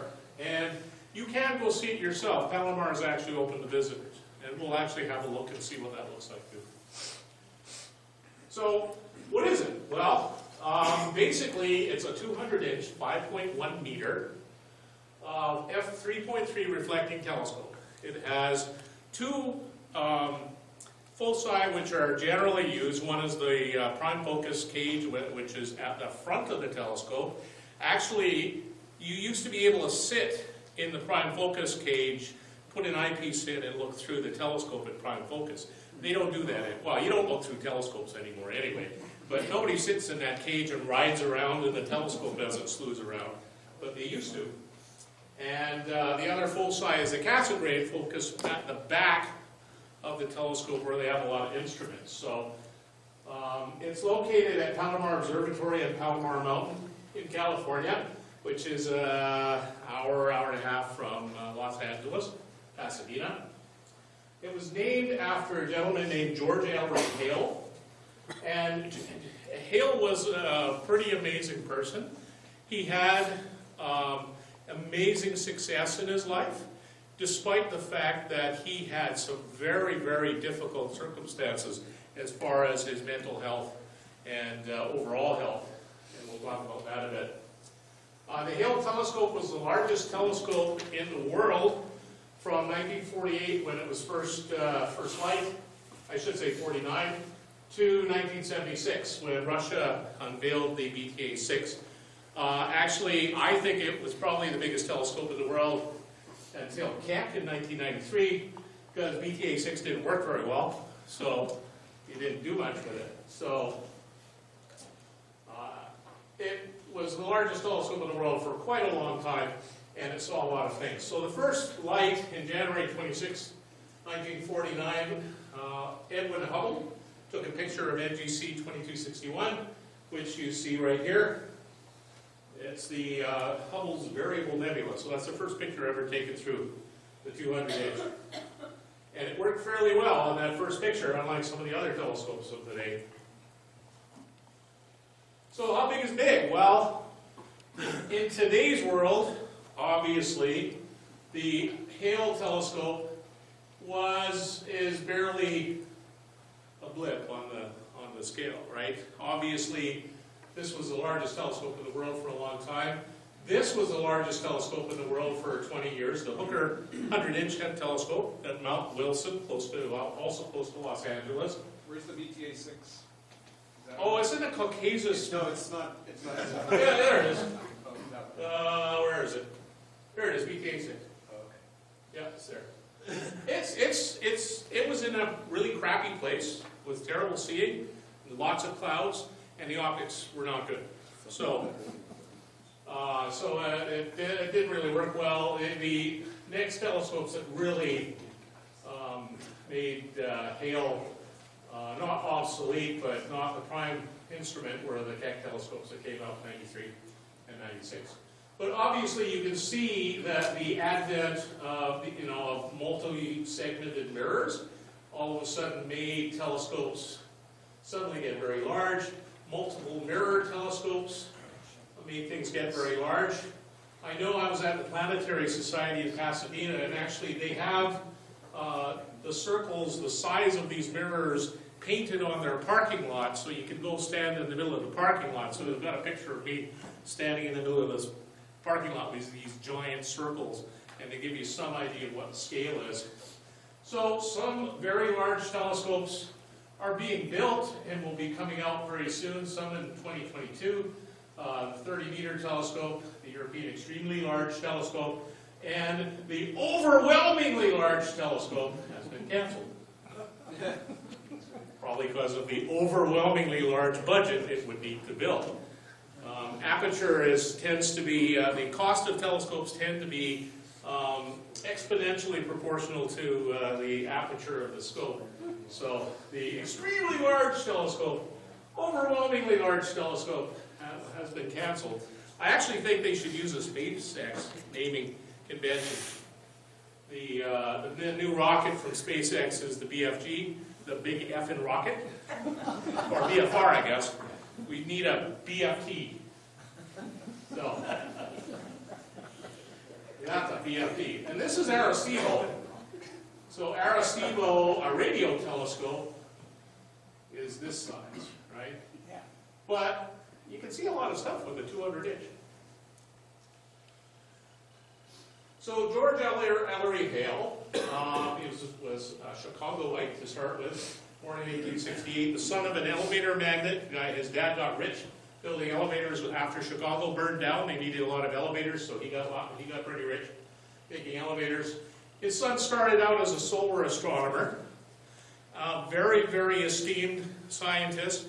As a matter of fact, one anecdote is Einstein actually wrote him a letter asking him if he could suggest ways that relativity could be verified, and he actually suggested solar eclipses, which eventually, was it Eddington, used to verify that the orbit of Mercury was the way it was because of relativistic light bending and stuff. So, very, very esteemed scientist, instrumental in founding National Research Council, as well as early on in Caltech in California.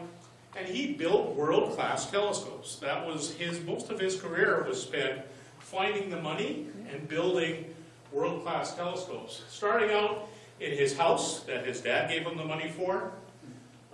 He was involved in the 40-inch refractor at, I think it's Yerkes Observatory. These things have funny names because the guy who paid for it gets his name on the telescope, which is why we have the unfortunately named Hooker telescope. The 100-inch at Mount Wilson is the Hooker telescope after a guy that I think used to run the trams in Los Angeles. 60-inch Hale reflector, which was paid for by his dad, or at least the mirror was. Solar laboratory in Pasadena, and of course the 200-inch Hale reflector, which was posthumously named because he didn't see it completed in his lifetime. So this is a progression of a lot of things, a progression of the transition from very large refractors, refracting telescopes like the Yerkes telescope here, where you had oh gosh, I can't even imagine what the F number is, F15 or F20, huge refractors with solid tubes, which I wonder how much that actually flexed as it moved around. Interesting thing about this observatory is the floor went up and down as the telescope moved around. And as a matter of fact, not long after they had the sort of inauguration, the floor collapsed. So if they had collapsed when all the people were on it, it would have been a much different story. But this was the state of the art around the turn of the 19th, 20th century. But rapidly, people realized that you've reached a certain limit with refracting telescopes. First of all, The tube flexure is a big problem because it doesn't stay collimated. Your ability to create these giant lenses was a problem. So these moved towards reflecting telescopes, and the first big one was a 60-inch at Mount Wilson. Actually, I nearly got a chance to look through this telescope on a visit to California, but the mountain was on fire at the time, so it came very close to burning down the observatory. The only reason they saved the observatory was the $3 billion telecommunications facility next door. They didn't want that to burn down. Otherwise, they would have let it burn. So this is a reflecting telescope. So it has a mirror in the bottom, large mirror, 60-inch mirror, and they have, this is a, I think it's a Cassegrain. So the light comes in this way, reflects off there, reflects off this mirror, and then they've got eyepieces and things in the back. Now notice something about this telescope, which also shows you something that is a bit of an engineering problem with these large telescopes. Look at where the balance point is. So something back here is really heavy. The glass, you've got tons of glass in the back of this telescope. How long does it take tons of glass to change temperature? A long time. As a matter of fact, first light on, I think, the 100-inch telescope was extremely disappointing because they didn't understand that the temperature in the observatory had gone from fairly hot to evening. The mirror had not cooled yet, so they actually jumped on the ladder and aimed it at Jupiter, and it was a smear. And everybody hung their head and went back to the monastery and were very upset. A lot of drinking happened, and they didn't realize they needed to let that sucker cool. And they needed to let that sucker cool pretty much all night until they got good views with it, because this mirror weighed tons. 100-inch mirror. It was plate glass as well. It wasn't Pyrex or fuse ports or any of the low thermal expansion mirrors. So you think about your telescope, taking it out at night from your nice cool house to hot night or vice versa, that the mirror takes a while to settle. This takes a long time to settle. And that was a big engineering problem, as well as the fact is how the heck do you support a giant telescope with that amount of weight on it without it flexing and coming out of alignment, especially the collimation between the primary mirror and the secondary mirror and back to the eyepiece. So that's a big problem. And it was a big problem that only got magnified many, many times by increasing the aperture. Even so, when they decided that the 100-inch wasn't enough, Edwin Hubble had discovered that, you know, there's cosmic redshifts and galaxies are receding from us, and they're trying to calculate the Hubble constant, all these things. You need a big telescope because you're taking spectra of very, very faint objects, and you need to be able to see if the lines in the spectrum are shifted, so they kept asking for bigger and bigger telescopes. So the next thing they wanted after this one was a 300-inch telescope. But clearly that was more difficult than they were able to manage. So they went finally to a 200-inch. So Hale's job was to find the money. So he went to his usual suspects, which were very rich people. Now this was an exceedingly expensive project for the time, so he went to the richest people, and Nelson Rockefeller, I should say John Rockefeller, Nelson was his grandson, created a foundation because all of these extremely rich people all got guilty at the end of their lives and decided to give all their money away and became philanthropists, if I can say that properly, and started to fund these things so they could have their name on them, but also so they could advance to society. And of particular interest at that time in America was building big things, big bridges, big buildings, big telescopes. So Rockefeller Foundation funded for $6 million the telescope, the mirror, and the building. It turned out to cost a little more than that. I think they went back for about $1.5 million to finish it, but that's how much it cost, $7.5 million. The problem was, it was being run by people from Caltech. Caltech was funded by another rich guy, Carnegie.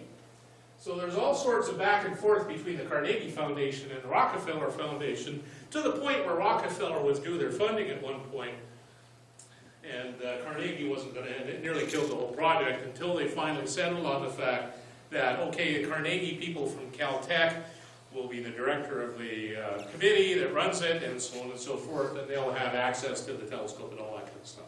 So, very closely tied with California Institute of Technology, Caltech, which, again, Hill was involved in founding. So he found his rich guy, so they could start building it. Number one problem, how the heck do you make a 200-inch mirror? Never been done before. He called his buddies in France at the Gobain Glassworks, where he's been getting these big lenses. He got the 60-inch mirror blank from them, he got the 100-inch mirror blank from them, and they said, we can't do that. And also, it's plate glass. Based on the 100-inch experience, we don't want plate glass. What can we use? Well, Hale was an avid follower of new advances in optical substrates, and he actually was following a fellow named I'll probably mash this up, Elihu Thompson. He was an engineer and businessman who founded Thomson Houston Electrical Company, which merged with Edison General Electric, Thomas Edison's company, to found General Electric. And he was working on a process to take quartz and fuse it into mirror blanks, basically. First of all, I think they started with melting it, just like you do with glass. You melt the quartz and you put it in the mold. But they had real problems with that. They eventually ended up spraying quartz onto the mirror to build up a mirror blank large enough to form into a mirror. And it took an amazing amount of time and effort and electricity and everything else to do this. And the biggest blank they ended up making was probably on the range of 20 inches. $600,000 later, the project got tired of waiting on GE, and particularly got tired of paying GE for this. Although GE finally, eventually, was able to create fused quartz blanks for a number of observatories in the 30s and 40s. At this point, the 200-inch blank was completely out of the question, based on their progress so far. They could chew up the entire budget of the telescope trying to get a 200-inch blank. So they went to a company called Corning in Corning, New York, that made dishware, Pyrex, labware, glassware. It's a glass company. Because Pyrex made a certain type of glass called borosilicate glass, which had a very low thermal expansion. It's the kind of stuff you put in your oven, and you don't want the glass to explode when it's in your oven. So Pyrex was made for environments where you're taking something hot and putting it out into the cold, or you're taking something cold and putting it into the hot. So, and glass doesn't like doing that and tends to explode. So the borosilicate glass was not as subject to that. So they figured it would be a good substrate for a telescope mirror. Now, one of the other innovations they discovered would work well for them is they needed to cast a mirror that shouldn't be a solid monolithic mirror, would weigh 20 tons. So what they decided to do was actually put this sort of waffle pattern into it and have gaps so that the actual mirror would not be a solid mass, but it would have this waffle shape in the back to reduce weight. They also cast into it 36 of these little holes here, so they could actually put actuators in there to support the weight of the glass. The problem, another problem with telescope mirrors is they tend to start looking like a potato chip close to the horizontal. The top of the mirror kind of sags and the bottom kind of sags, so potato chips. We have that problem with very thin telescope mirrors now. This thing was 20 inches thick, but it also weighed a lot. So they had a problem with that. So what we do on the thin mirror telescopes we make today is we have very complicated mirror cells with 18 or 36 support points to support the mirror so it doesn't change shape. Because really you need to have this mirror stay within 200 millionths of an inch of the true paraboloidal figure, or else you start seeing changes in the image that it produces. If you wanted to look at a really cool little video, there's a YouTube video from Corning that goes through the entire process. But what was really interesting in this, they cast a successively larger mirrors. They cast a 20 inch, a 60 inch, a 120 inch mirror before they attempted the 200 inch. And they were very successful. And a lot of those mirrors ended up either as mirrors in the optical system of the telescope itself, or in the case of the 120, I think it was a flat they used to actually test the main mirror. So the really cool thing about this is watching them actually cast the mirror. So I have a little excerpt from Journey to Palomar, and hopefully it'll run. Macaulay geared up to pour the glass giant. It would take nearly a month to melt 65 tons of the new Pyrex mixture. Electricians and masons were busily perfecting the heating elements in the ingenious waffle-like mold, which was designed to reduce the overall weight of the finished glass from 40 to 20 tons. But what would happen to the 17 feet of high-temperature Pyrex as it cooled? Would the new formula hold together, or would it crack and render the whole telescope useless? Nobody knew for sure. The Super Pyrex had a melting temperature close to 3,000 degrees, well above the temperature of lava. Corning suddenly faced another battle, this time on the publicity front. If you talk to people from that era, you find out that when they were kids, they all knew about the building of this great telescope, the great 200-inch telescope. There were constant newspaper stories about what was happening, what was going on. The exact day of the pouring was too big to keep secret. A local reporter had picked it up, and NBC was soon broadcasting it nationwide. Hello, everybody. This is Lowell Thomas speaking, flashing to you the news of the world. When Lowell Thomas finished giving his broadcast, he said, without qualification, it was the single most significant event of the 20th century, a list in which he did not exclude the First World War. The next morning, the Corning switchboard went crazy. Everyone wanted to see the giant mirror being made. Corning executives suddenly found themselves inviting a great number of dignitaries from science and industry. George Hale, who longed to see the operation, waited to hear the reports from Macaulay. Lowell Thomas would be there. The newsreel cameras would be there. 10,000 people had applied for permits to witness the event. Visitors couldn't find rooms. For Macaulay and the Corning Company, this wasn't just a big pouring job. This was now a performance on the world stage. How'd you like this job?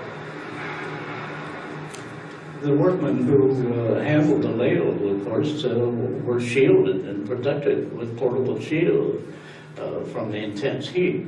And of course, if they would open the door on the furnace in order to reach the ladle into the glass and to dip the glass, so that was also hot, even hotter than when they were pouring into the mold. Each ladle contained 750 pounds of glass. There were special workers who would spray the outside of the ladles with water so that the ladles themselves wouldn't melt. 300 pounds of the glass would stick to the inside of the ladles and have to be reheated. It was a back-breaking procedure. It would take 100 ladles and over 10 hours to fill the mold.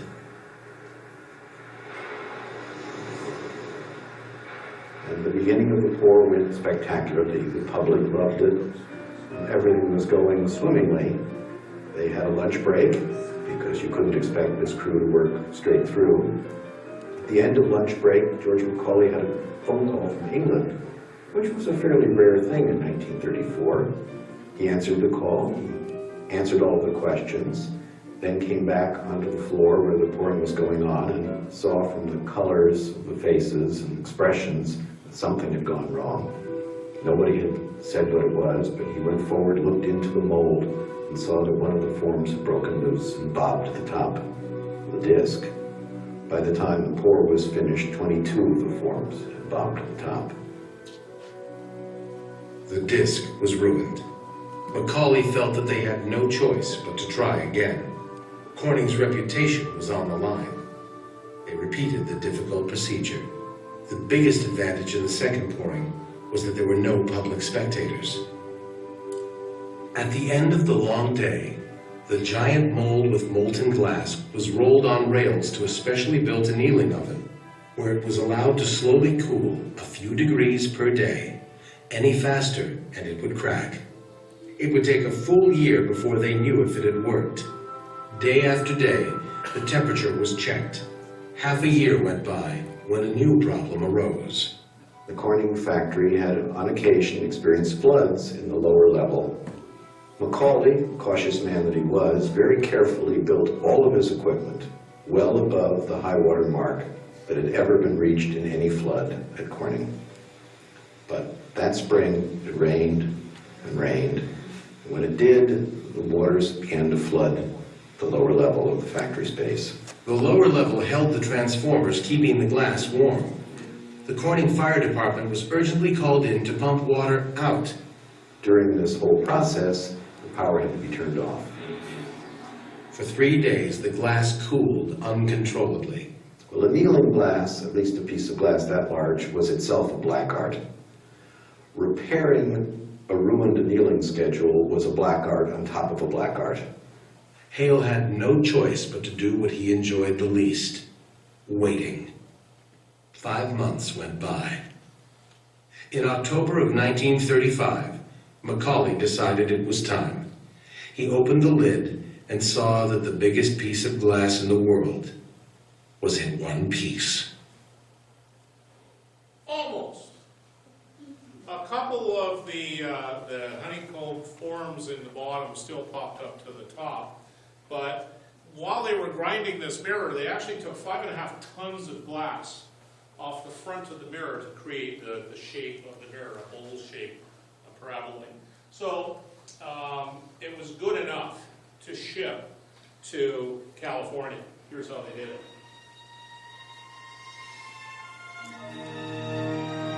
On an early March morning in 1936, a single piece of freight was loaded onto a train bound for California. Inside the wooden container was the biggest piece of glass ever cast, the mirror for the largest telescope in the world. It had taken 5 years to produce. The American public was thrilled by it. In each city the train showed up, enormous crowds would gather along the tracks, reducing their speed to a mile or so an hour just to clear the people off the track. The journey of this disc was really a celebration of American achievement in the heart of the Depression. Grandfathers would take their grandchildren with them and stand by the tracks in freezing cold and hoist their grandchild and say, I want you to remember this. I want you to remember the day you saw this. So it was a big deal, and everybody was watching. And they sat and they watched for 13 years, because that's how long it took to actually grind the mirror into a shape that was usable on the telescope. Part of that is because World War II kind of intruded. So what happened at the Pasadena Glass Laboratory is they pushed all this stuff aside and they went and made prisms for bomb sites for the World War II effort. So it was 5 years before they got back to making the mirror. And as I said, they ended up removing 5.5 tons of glass from this disc to actually form the image, form the paraboloid that would be workable on the scope. As you can see that this is looking from the front of the polished mirror, and you can see the honeycomb shape inside, which is pretty cool. I actually have an ashtray. They made ashtrays. You know what those are, right? And it has the honeycomb shape in it. It's very cool. It's made out of Pyrex, so one of my little souvenirs. So under John Anderson and Marcus Brown of Caltech, the mirror disc was ground and figured into the proper shape. And finally, they were able to ship it up the mountain and put it in the mirror and put it in the telescope, which had, of course, been underway for that entire time as well. They started building the telescope about the same time they started grinding the mirror, when they had a successful blank.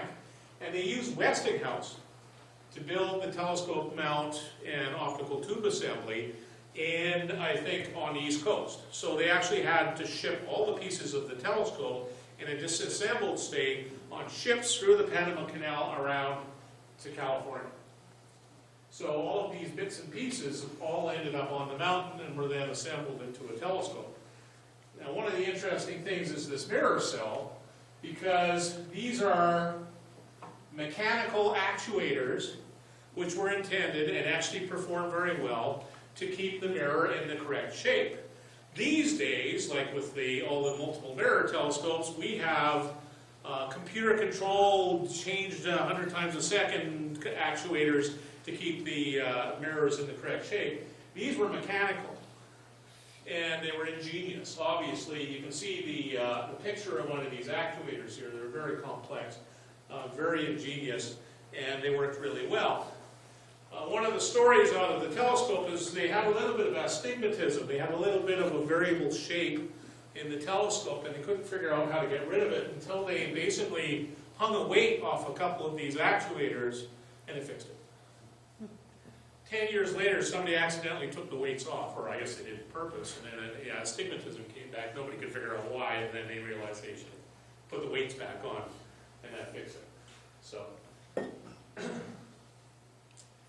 So this is the upper tube assembly, where the prime focus cage would be.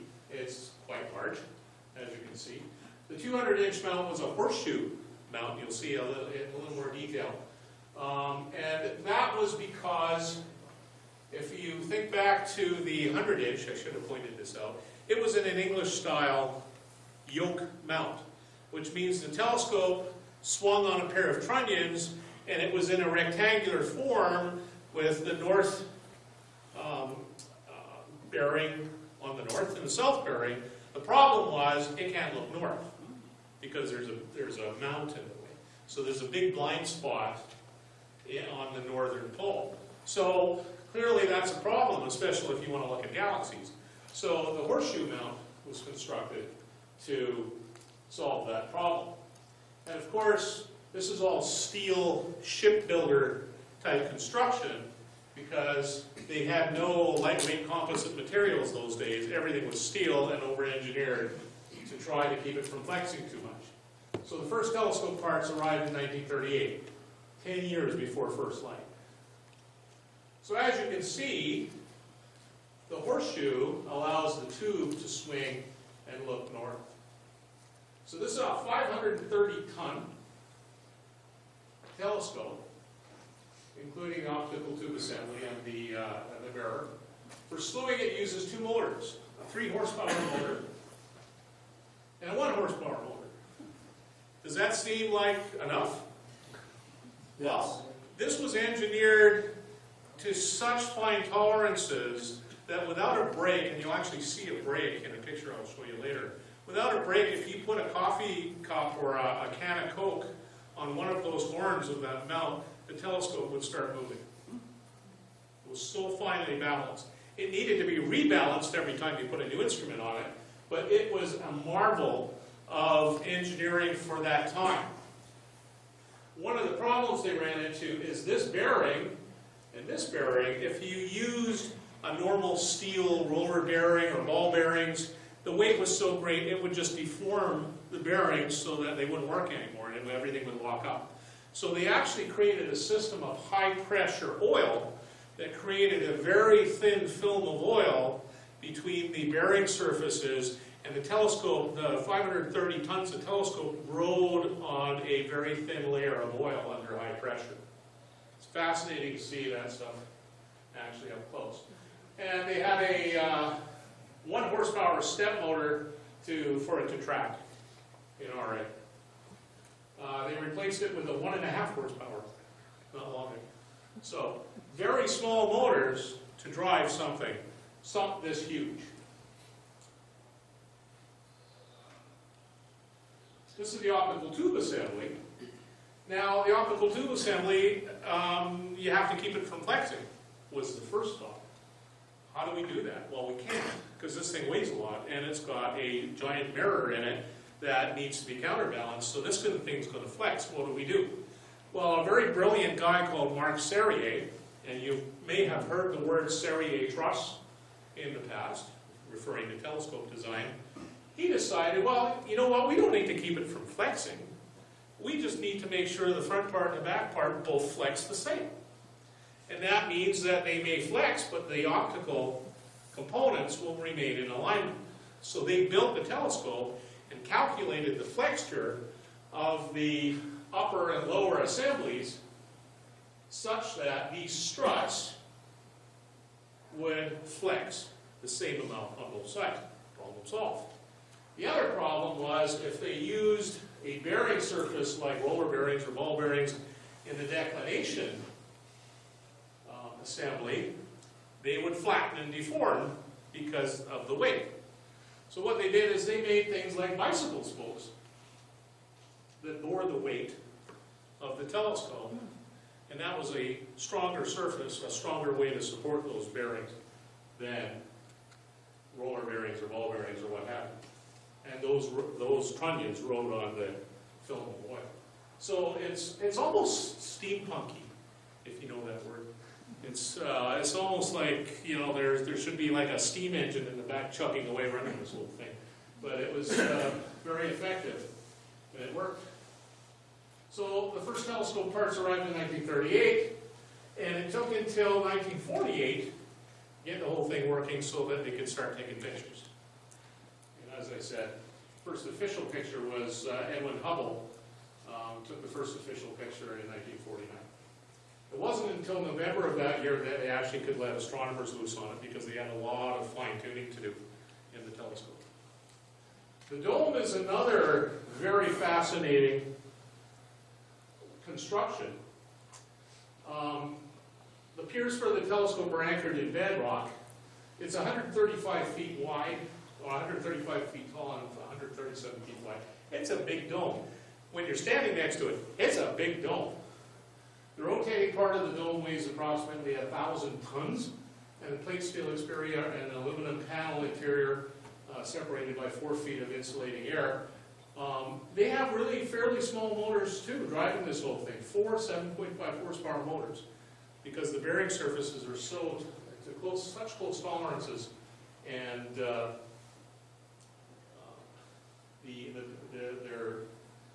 of such ingenious design that it doesn't take a lot of force to move that dome around.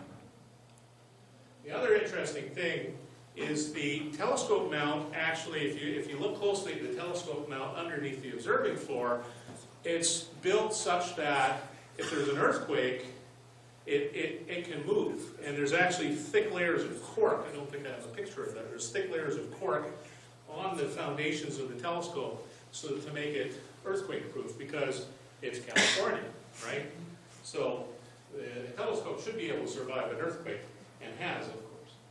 So one of the other interesting things about Palomar is at the same time, they discovered this Schmidt Telescope thing. A guy in Germany called Schmidt, obviously, discovered that if you use I think it's a spherical mirror with a corrector plate and a special kind of secondary mirror, you can take very, very wide format pictures and do sky surveys. So at the same time, with some of the funding of the 200-inch, they actually built the 48-inch Schmidt telescope. I think they built a 16-inch first, then and a 48-inch. This telescope, if you hear the word Palomar Sky Survey, very famous survey, that was this telescope that just sat and took pictures of the sky all day long on glass plates, curved glass plates, and did all of these surveys, and that allowed them to choose targets for the big scope to look at.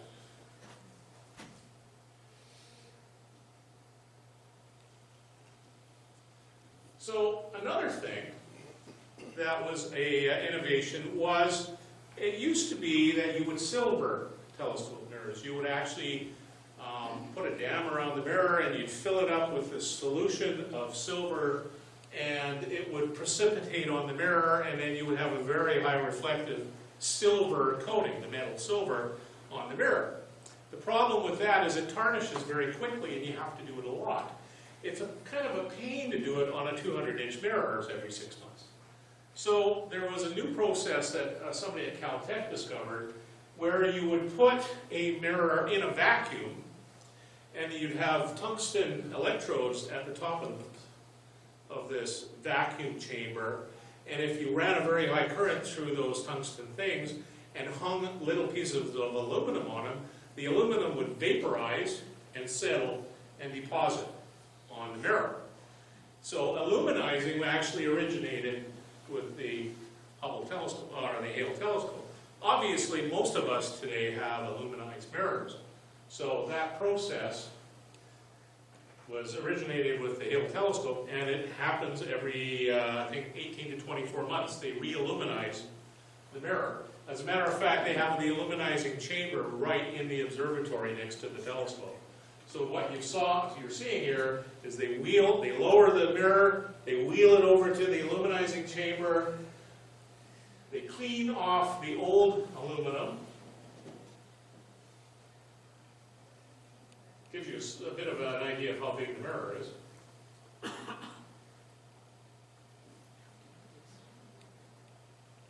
They mop it all up and make sure it's all chemically clean.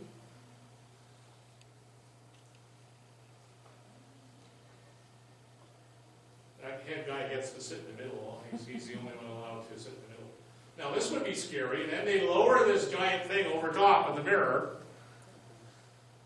which is the vacuum chamber, and voila, you have a mirror. And you see before and after. That's before, that's after. I would not want to be the guy that's lowering that big bell jar over top of that priceless, irreplaceable mirror. So luminizing is something that came about around that time. Now, I just wanted to mention a guy's name. Russell, and once again, the books are very interesting because there are a lot of characters involved in this story that are very fascinating. Russell Porter was very fascinating. He was actually an amateur astronomer from the out east. And he had a part in originating a telescope making group called Stellafane, and they had an observatory. And there's still, to this day, they have annual Stellafane meetings where they look at innovative telescope design and evaluate it. But this guy, he was involved in that. He was a telescope maker. He was also an Arctic explorer. As a matter of fact, he went to the Arctic and the Antarctic fairly often, and eventually ran into some trouble and got frostbite and lost his hearing and probably a few toes and fingers, and he probably figured it would be good to get some other kind of job. So he ended up working on the Hale project as an illustrator and designer. So a lot of these very good and very descriptive diagrams that you see coming out of this project, Russell Porter was involved in doing the drawings. And some of them are not reflective of reality, so when you see some of these, for example, he did drawings of the fictional 300-inch telescope, but if you look up Russell Porter on the internet, or you can look at this book, Russell Porter, Arctic Explorer and Telescope Maker, very fascinating guy, and very fascinating pictures. I was actually, when I was in Pasadena, I was actually, one of our sort of bucket list things was to go to the Astronomy and Geology building at Caltech and wander the halls, because they were, all of Russell Porter's pictures were supposed to be hanging on the walls of this building. Unfortunately, when we got there, they were all in storage because they just moved into a new building. So it's kind of like the mountain being on fire when we went in to look at Mount Wilson. There were a few disappointments on that trip. So, but Russell Porter was an amazing guy. But he also ended up quite unhappy with the project because he was deaf, he was not a professional astronomer, he was not an engineer, so nobody talked to him. So he ended up having a lot of input into this bad book, which is one of the reasons why it's so bad. If you realize this is a bad book, it's actually an interesting book to read, but you have to make sure that you don't take it as gospel, because it's rather slanted. So some of the things that the Hubble, or the, I keep saying Hubble because of Edwin Hubble, the Hale telescope has discovered, obviously it was very critical in, Edwin Hubble and Sandage and Bates' groundbreaking work on extragalactic distance calculations and the Hubble constant and the size of the universe and the expansion of the universe. Very early on, that was a primary thing that it was built for. As well, it was used to identify different stellar populations. It was very good at taking spectra of very faint objects, and that allowed them to identify different populations of stars. It was instrumental in the discovery and analysis of quasars and active galactic nuclei. The discovery of quasars was with the Hale telescope. It actually, the pictures you see in infrared of the Shoemaker-Levy collision with Jupiter, and what was that, 93, was taken with the Hale telescope. They discovered the first brown dwarf in 94. The very first adaptive optics system, where they actually used a laser as an artificial star and used actuators, computer-controlled actuators, to change the shape of the mirror. That was pioneered on the Hale telescope. A red dwarf companion to Alcor was discovered in 2009, so obviously this is still doing science up to today. And the 200-inch was able to image 3 exoplanets using a coronagraph and adaptive optics. So still in use today, still in demand. It's been updated a bit with computer control, and now they don't sit in the prime focus cage in the top of the telescope. They sit in a nice warm control room and type on keyboards and look at graphs and pretty pictures. But they still live in a building called the monastery, which is a kind of traditional thing. I think it's kind of descriptive of the expected lifestyle of the astronomers while they're at the observatory. Some of the instruments that are available, they have at the prime focus, they have a large instrument package which tends to consist of things like large format cameras, large format infrared cameras, imaging stuff, whereas at the Cassegrain focus, they've got spectrographs and a number of different instruments of that nature that changes over time. You actually, if you go onto the Palomar website under Caltech, there's the manuals for these devices on that website. It's very fascinating to look how they differ and how they're not that different from amateur instruments. Like some of these large format cameras are like 2048 by 2048, right? So they're not that large scale. Large scale maybe 10 years ago, but they're very efficient at what they do. So in 2005, I think it was 2005, the International Year of Astronomy, was 2005 or 2009? I keep thinking 2009. Another fellow from the center, Paul Trudell, and I got involved in a project called 100 Hours of Astronomy. It was a cornerstone project of the International Year of Astronomy, and basically Paul and I built the website for 100 Hours of Astronomy. And that got used over the 100 hours, where the objective of 100 Hours of Astronomy is all over the world, people would go out with their telescopes and let people look through their telescopes. Eventually, something on the order of 7 million people got their first look through a telescope during 100 Hours of Astronomy. What the website was for is people could register their events on the website, and then other people could go look on the website to see if there was an event near them. So 100 Hours was a neat project to work on, and we got to meet some really neat people. And one of these people invited us down to California to go on a bucket list trip and see a bunch of telescopes and go on star parties and go to Caltech and do all sorts of things, go see JPL. So we did a lot of stuff. One of the cornerstones of that is we got to go see the 200 inch up close. Most people don't get to stand in that sort of place. So this is what it looks like from the mountain driving up there. It's a very kind of lush area, quite mountainous. When you drive up to the observatory, the road kind of forks. I always found it funny that, actually this is a little clip, but our friend said, okay, the normal people go left, you go right. Ignore the stop sign, right? So if you ignore the stop sign, this is what you see as you're driving up. That is one hell of a humongous dome, especially when you're standing here next to it. It's a very large dome, and it's quite imposing as you walk up to it. There's the human-sized door that we went in. Interesting thing that just happens to be sitting in the backyard of this thing, the concrete plug that they used while the mirror was being ground, they actually used this as ballast in the telescope, is sitting out in the back. So that's me standing in the middle of the concrete plug. It's just sitting in the back. So that's about the size of the mirror compared to me. This is Jean Mueller. She's the director of the observatory at the time. I don't think she is anymore. And she's like discovered comets. Like, it was really neat that our tour guide for this tour, arranged by our friend who had contacts all over the place, was somebody who had her own Wikipedia page. Don't think I've ever met somebody with their own Wikipedia page. But Jean showed us everything. We went up and down through every inch of that observatory.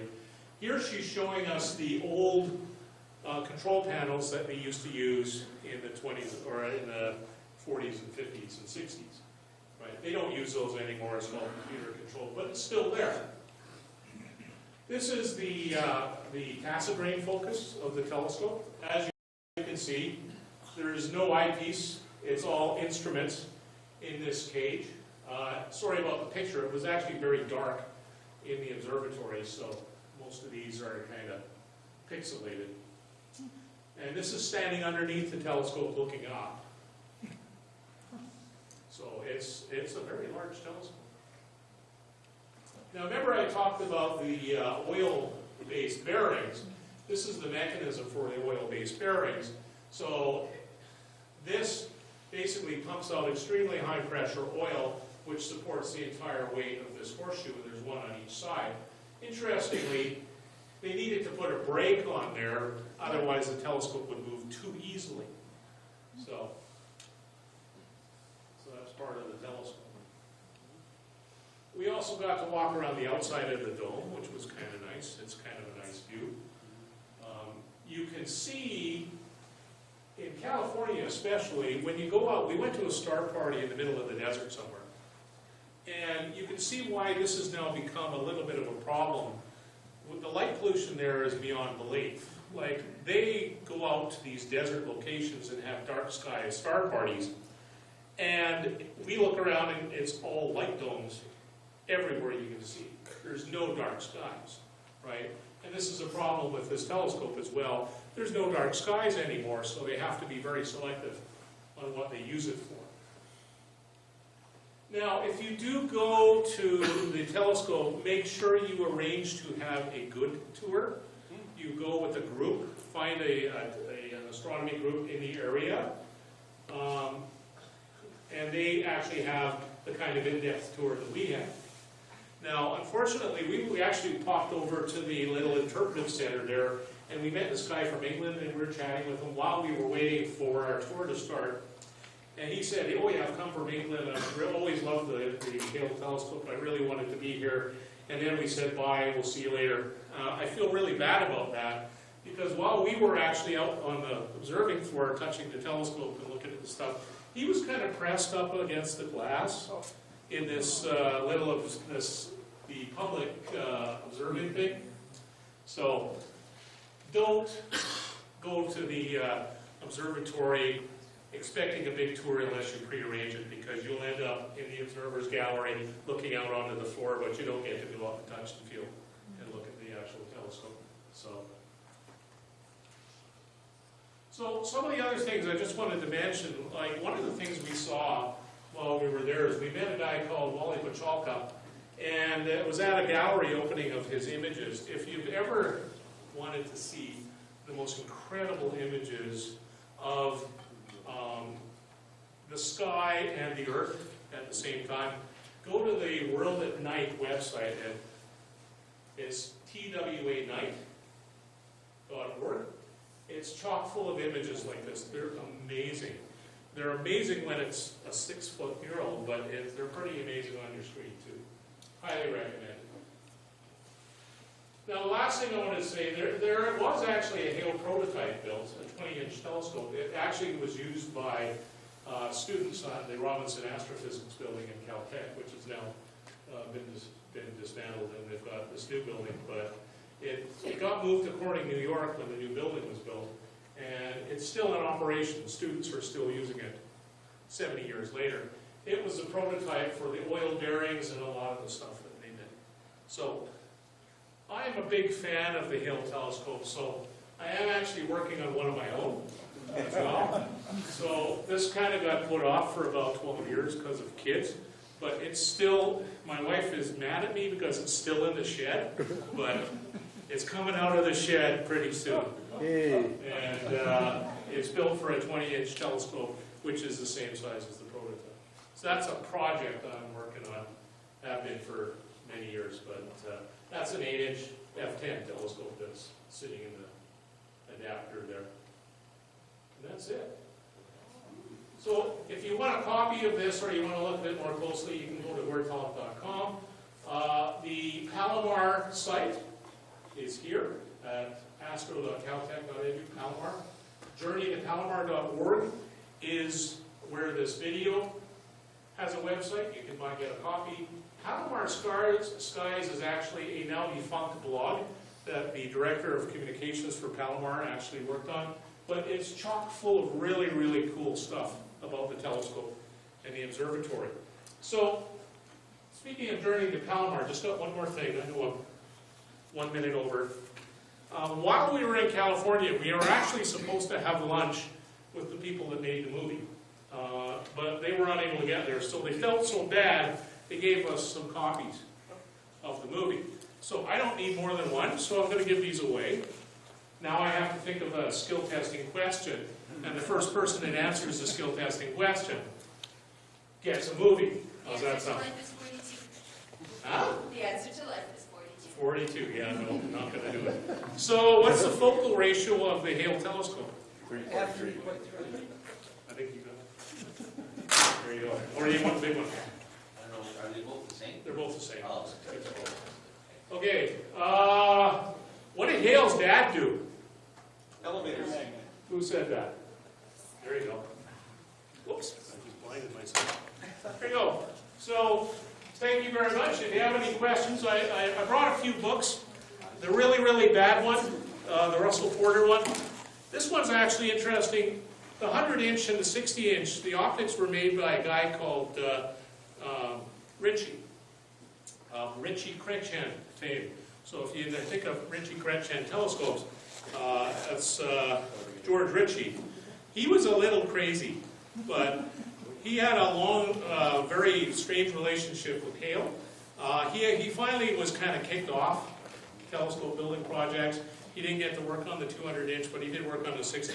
This is a really fantastic book, too. So I'm not giving these away. This is part of my sort of Hale telescope collection, but if you want to look at them. Yeah? I'm just wondering, how's the aluminum coating on the mirror holding on now? How it? The aluminum coating on the mirror. It hasn't degraded out there all the time? Well, it gets redone every 18 to 24 months. That little video, they do that every 18 to 24 months. Oh, okay. Yeah, so it does, absolutely. Like, it oxidizes, it loses reflectivity, so they have to renew it every 18 to 24 months. They just happen to have all of the apparatus they need to do it. right there in the observatory, sitting there. Any other questions? You mentioned Ritchie. Was there any sort of contemplation about not making it a classical Cassegrain? Sorry? You mentioned Ritchie, and then there's this idea, well, most telescopes now, the bigger ones are Ritchie Criterion Yes. of some type. Was there any speculation about making this other than a classical Cassegrain? I don't think he'd gotten together with Gretchen at that point. I think this predates the RCT. Okay. Yeah. I think he had a lot of plans for a lot of telescopes, and he was a little crazy, so it was hard to kind of distinguish the crazy from the not crazy, but he kind of, he was actually, he was also a major contributor to this book. He was not happy that he didn't get to it. He got barred from the Caltech optics lab after a lot of drama with the 100-inch. So he may have formulated it at that point, but Hill wasn't listening because he was kind of hard to get along with. Yeah? One last thing I want to ask is, was he involved with the making of the U.S. Naval Observatory scope? Oh, I'm sorry, I missed the last part of that. Was Hale involved with the building of the U.S. Naval Observatory scope? No, no. Yeah, Hale actually passed away, I think, in the late 30s, so he never saw this telescope come to fruition. As I said, he had a lot of issues. He had a lot of... He used to have hallucinations. There was a little guy sitting in the room with him, telling him all of the things he was doing wrong. Like and you can imagine, that's not a nice thing to live with most of your life. So he spent a lot of time in darkened rooms and going on trips to take the waters of spas and that sort of thing, because he had some significant problems with various things. He's been diagnosed with lots of things, but he had, you know, something like the little guy telling you about all the things you're doing wrong is not a good life, but he still achieved what he achieved, which is remarkable. Okay, thank you very much.